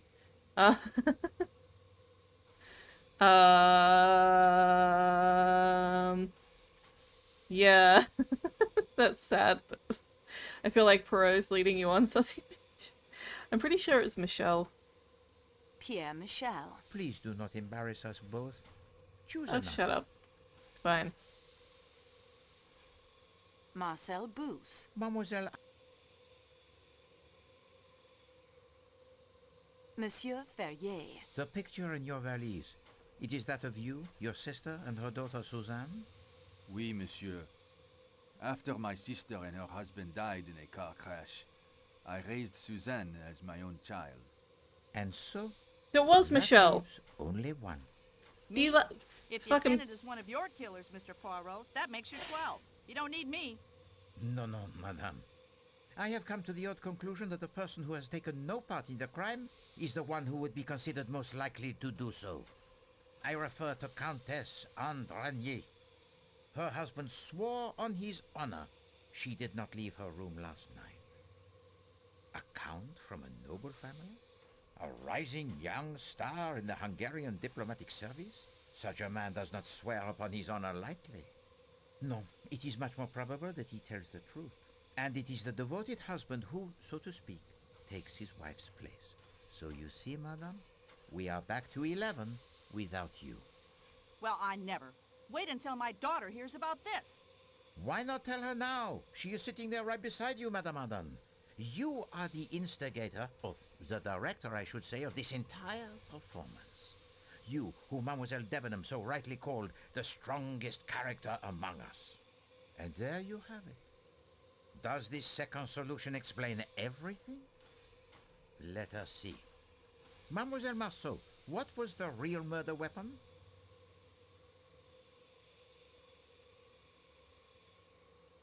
What? Was it not the stiletto? He just pulled a fucking Uno reverse with that leap of logic. He really did. I'm so confused now. Was it not the stiletto? That isn't what Monsieur Poirot is looking for. The steak knife? But of course. A drama planned this carefully does not include the blood-stained stiletto with the fingerprints of some unknown. No, that is merely a prop. As were the two threatening letters. The burned note, of course, was a real threat. The conspirators most assuredly did not want this murder tied to the Armstrong kidnapping, and the true weapon, with no incriminating mark upon it, might never have been found if it had been thrown inches further. Bloody steak knives aren't balanced properly for throwing. My hat's off to you, though, Miss Marceau. When I saw where it landed, I wasn't about to crawl out there and end up at the bottom of that ravine. Took some nerve doing what you did. Oh my god! There's no denying it. We forget to stay hydrated. So, the improbable differences in the stab wounds is now explained. Two so-called clues were dropped in the dead man's compartment. Mademoiselle? So the princess was in on it. There was a pipe cleaner. The pipe cleaner, incriminating Colonel Arbuthnot, who had one of the strongest alibis and whose connection to the Armstrong family was probably the hardest to prove. And the second clue found in the room, mademoiselle? Handkerchief? The handkerchief, incriminating Princess Dragomirov, who by virtue of her frail physique and the alibi given by her maid and Michel was practically in an unassailable position. Then there was the clue found at the shepherd's hut with the incriminating fingerprints. Do you have it, mademoiselle? The lock. With Mateo's incriminating fingerprints on it. Mateo. Not precisely cricket, you know, Tonio. To incriminate an innocent man. Cyrus could swear Mateo had not entered the Calais coach. Michel informed us the radio was in the baggage car, and I went to put it out of commission. I did not want to destroy the equipment. It must have taken him much saving to purchase. So I only smashed the telegraph key. Signorina, you are a miracle worker for sure. To get the radio working again. I know about these things. That was a stroke of a genius. Stick to the point, Monsieur Foscarelli. With great pleasure. The padlock was just hanging there. I found the snowshoes earlier, and then the shepherd's hut. I was supposed to find a good place for the uniform and the stiletto, and the hut was perfect. But I had to break the lock to enter. All I did was go and get the padlock on the radio crate. I didn't mean to point the finger at Mateo. The other red herring was not a herring at all, but it was certainly red. Mademoiselle? The kimono. And then to put it in my valise was not a nice trick. The kimono is mine, monsieur. And mademoiselle, I had no intention of trying to incriminate you. I had to put it someplace. And I thought it would be amusing if you Oh my god! What a rude bitch. You enjoy your little games, Countess. Mademoiselle Freebody indeed. Well, Madame Arden? I always fancied myself in comedy parts. Bravo, Mr. Poirot. Well done. Applause from an actress of your stature. Oh my is god. Praise indeed, madame. We were all at the house, a house filled with almost unendurable pain and sadness. The Perkinson brothers were dead, but Cassetti had got clean away. We decided then and there that the sentence of death that Cassetti had escaped would be carried out. Little did we know how many years would pass, how many false leads Mr. Hardman would track down before Cassetti would be found. Whatever country my work took me to, no matter how tough the case, I always saved plenty of time to try and pick up the trail. But he kept on the move. Brazil, Mexico, most of Europe. Ratchet was only the last of a string of aliases. Then Mr. Michel wrote to me. It was he who, quite by accident, had recognized Cassetti traveling aboard the Istanbul to Calais train. When we learned the man, now calling himself Ratchet, frequently traveled to the Middle East aboard the train, we knew we could have some control of the scene of our planned execution. It took months, but in time Ratchet hired both Hector and Masterman. One of us would have been enough. Two were better. Holy shit. Hector handled all of Ratchet's travel arrangements. With Michelle's help, passage was booked on the same train he would be using to return from his latest excursion to the Orient. The rest you seem to know. Oui, madame. Indeed, the rest Poirot knows.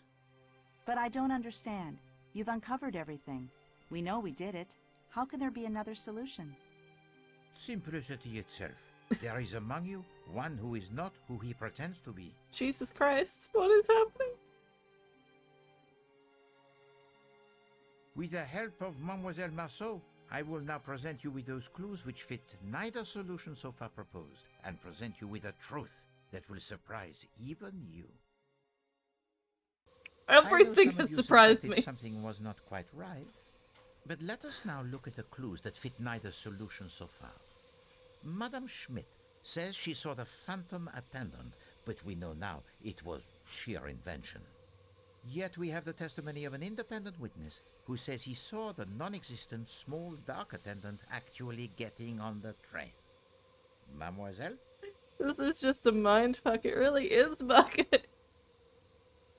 The engineer, the fireman, Mateo, Lucian, Klaus. Mateo? Mateo, the Athens-Paris coach attendant. Please do not. No. Who was it?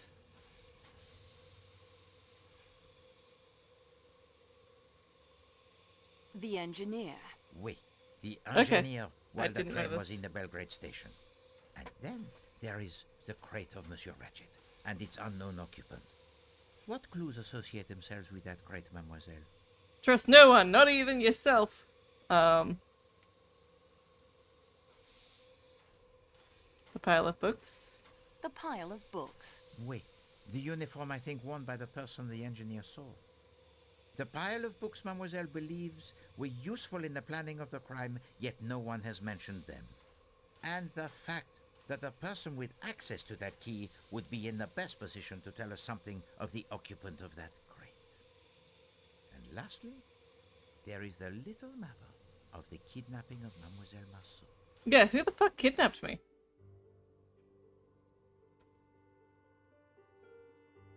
The what? Monsieur Foscarelli. None of you knew? I would not harm the signorina. It is why we are all here, to punish the kidnapper. She's right, Poirot. How can you think any of us would resort to kidnapping after all we've been through? As you can see, Monsieur Parkinson, we have pieced together much of your story. Only the reasons remain, and I leave those to you. What did you call him? He called him Parkinson. That is my name. Robert Perkinson. What the fuck?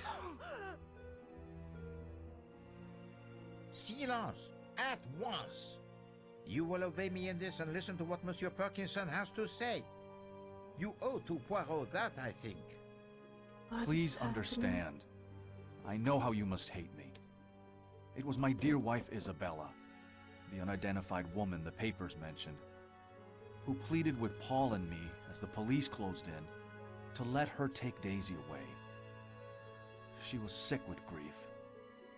Take Daisy away? Cassetti killed the wrong little girl. He crept up while Teresa was alone outside and shot her in cold blood. He was gone again before we knew what had happened. We'd refused his orders to kill Daisy, you see? So he took matters into his own hands and killed my little girl by mistake. Daisy's still alive? If any group of people could know exactly how my wife felt, you are here before me. Whoa. And we were afraid. Some accident when the police came. It was unthinkable the little girl should come to harm after we had just buried our own daughter. Some time after I escaped, after Paul had died in the electric chair, and Isabella had identified some John Doe found floating in the harbor as me, I joined Isabella and Daisy in France, where they now lived as mother and daughter. I knew we should return the child, but my wife would have died the day she was gone. The child now answered to the name of our little girl, Teresa, and called my wife Mama. You understood the meaning of the photograph, Mr. Poirot? Your family. You, your Well, wife, say. and your little girl. And once I realized that, I knew that you could not be Pierre Michel. I then began to consider who you must be. Only one figure could not be accounted for with certainty. Robert Parkinson. Last year, only days after my Isabella succumbed to a cancer that I think grew inside of her since the day of the kidnapping, I sought out Michel. He informed me of the plan to punish Cassetti, a plan that he, despite the death of his niece, never thought he could see through. He showed me the letters Mrs. Hubbard had written to him. He was in a terrible state. He had seen Cassetti. Yes, twice. On this very train. I could see he was not a strong man and would not be able to face Ratchet. I looked at those letters and asked him one question. Had Mrs. Hubbard or any of the others ever met him in person? His answer was no. I wanted Cassetti dead as much as any of you. He killed my child. And just as surely my wife. But Daisy's alive. So here I am. The kid that... But my granddaughter? Yeah. She has been staying with my wife's sister in Belgrade for the past few days. She came aboard the train there last night, dressed in an attendant's uniform. She changed into her regular clothes and has been camping out, as she calls it. Where is The nuns at her school have kept up her studies, in English as well as French. She is a good student indeed, to have brought all her school books with her on the camp out. I told her to study. She has been staying in the baggage car in Ratchet's crate. Last night I took some food from Klaus's kitchen when he had gone off for a moment. And the statue worth $4,000? I dumped it on a trash heap near Sirkeki Station, I'm afraid. This cargo is far more precious. Here she is. Is this At her? last, the Is this riddle will be Daisy? solved, n'est-ce pas, mademoiselle? And with a most satisfactory solution indeed. Oh my god. Hello, Daisy.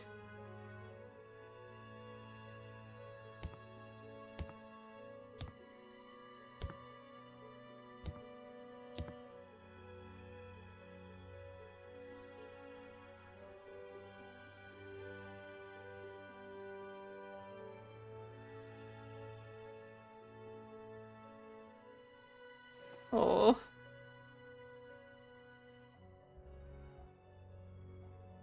Does she get to say anything?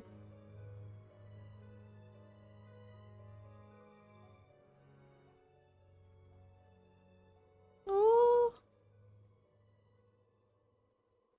Mademoiselle Marceau, while they enjoy this brief moment before you render your final decision, let us, you and I, see whether you are up to the challenge that Poirot presented to you when our investigation began. Let us check the progress report you have been keeping in your scrapbook. I have not looked at this much. Mademoiselle Marceau, Poirot, he is impressed.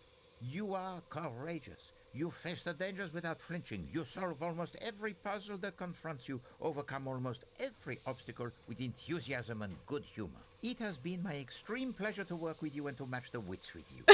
I am sure that with the knowledge you now have of my methods, you could do even better, should you ever find yourself faced with another mystery to solve. I think so, my dude. Oh, we're gonna get to move forward, I think.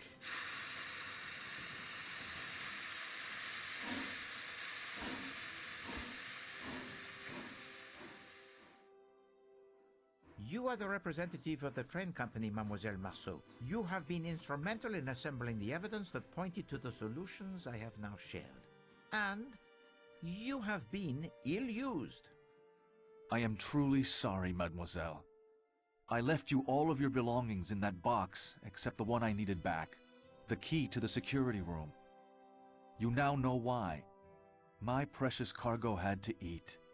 You have proven to be most ingenious. Twice you almost discovered my secret passenger. Yep. I left the parasol for you to discover. I had no doubt you would free yourself. If not, I would have found an anonymous way to inform someone of your whereabouts. I understand why you did it. Still rude. As Monsieur Parkinson so rightly observes, you have proven your gray cells to be almost equal to those of Hercule Poirot. So, what do you say, Mademoiselle Marceau? Which solution shall we present to the Yugoslavian police in Broad? Silence, s'il vous plaît.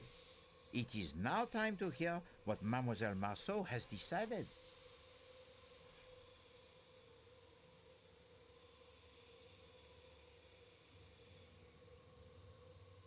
Well, I don't want to tell the police everything because fuck the police.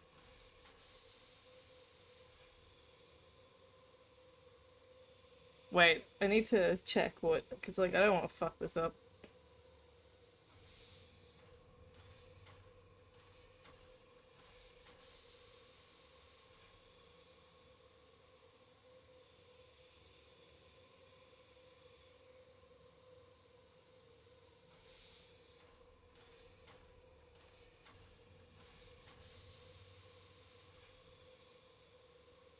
Like, here's the thing. They're all technically true, I guess. I mean, like, the second and third one are. But I don't want to present that to the police. Here are my thoughts on the first solution. It is not the truth, but fits the facts, at least one set of facts, and it will be the simplest by far to explain. My opinion of the second solution is this. it is at least most of the truth, as much as 12 people in this car knew. They are self-confessed murderers, and yet, no, that word is wrong. Justice was done here. Of a kind, perhaps not the justice I would have preferred. In that, I agree with Colonel Arbuthnot. But still, can there be anyone, knowing Ratchet and knowing these people as well as I now do after only a few hours, who can't see the rightness of their cause? These are my feelings about the third solution. It is the whole truth. More heartache than even these 12 people knew. And it must stop somewhere, mustn't it? There are lives to build and rebuild here. I think of Greta's words on her postcard, and of the family that had one last day in the sun at Coney Island before the storm engulfed them. I think they all, including Monsieur Perkinson, deserve a chance in the sun again. Therefore, it is my belief, Monsieur Poirot, the first theory you put forward was the correct one. An unknown enemy of Monsieur Ratchet, whom the murdered man feared, sneaked aboard the train disguised as an attendant and is responsible for the murder. Unfortunately, he is still at large, or lies frozen in a snowbank somewhere awaiting the spring thaw. I suggest that is the solution we offer to the Yugoslavian police when we arrive in Broad. I'm glad she's at least a little bit Dr. smart. Constantine?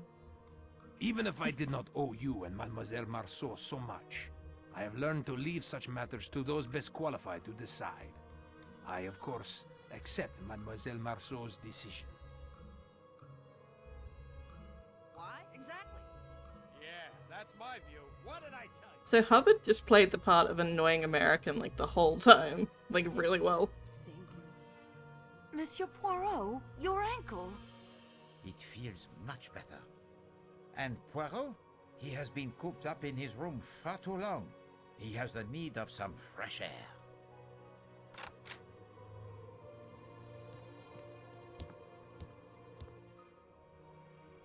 Mr. Michel, I'm sorry, Perkinson.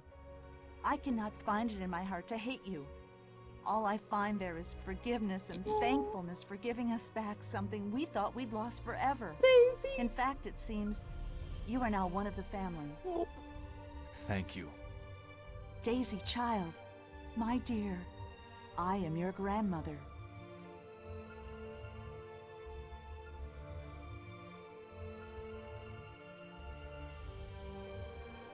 Oh, she has not said anything. They didn't get a voice actor for Daisy. I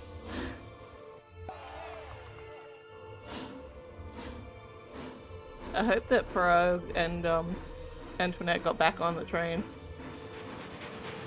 Oh, they did.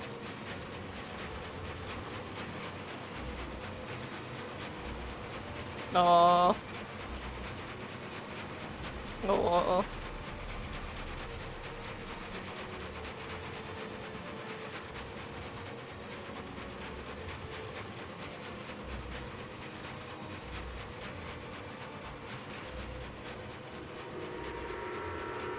The end.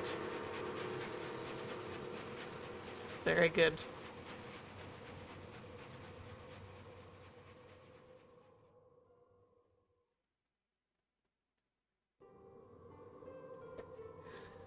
All games.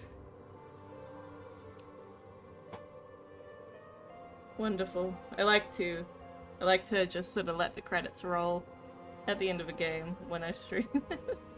Don't forget to stay hydrated, everybody, as we appreciate all these people and their wonderful work they did for the game and the adventure coming.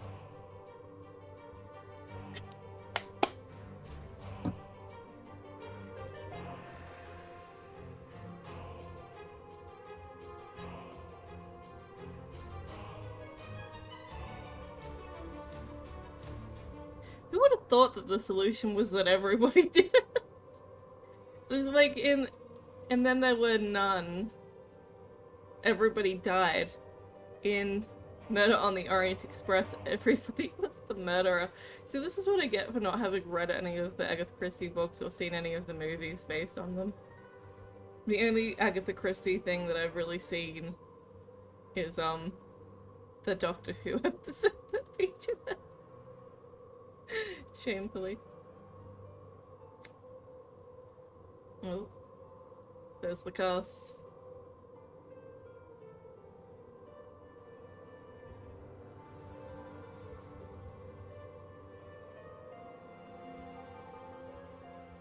I want to speak to that camera crew. Some of your angles were weird, my dudes.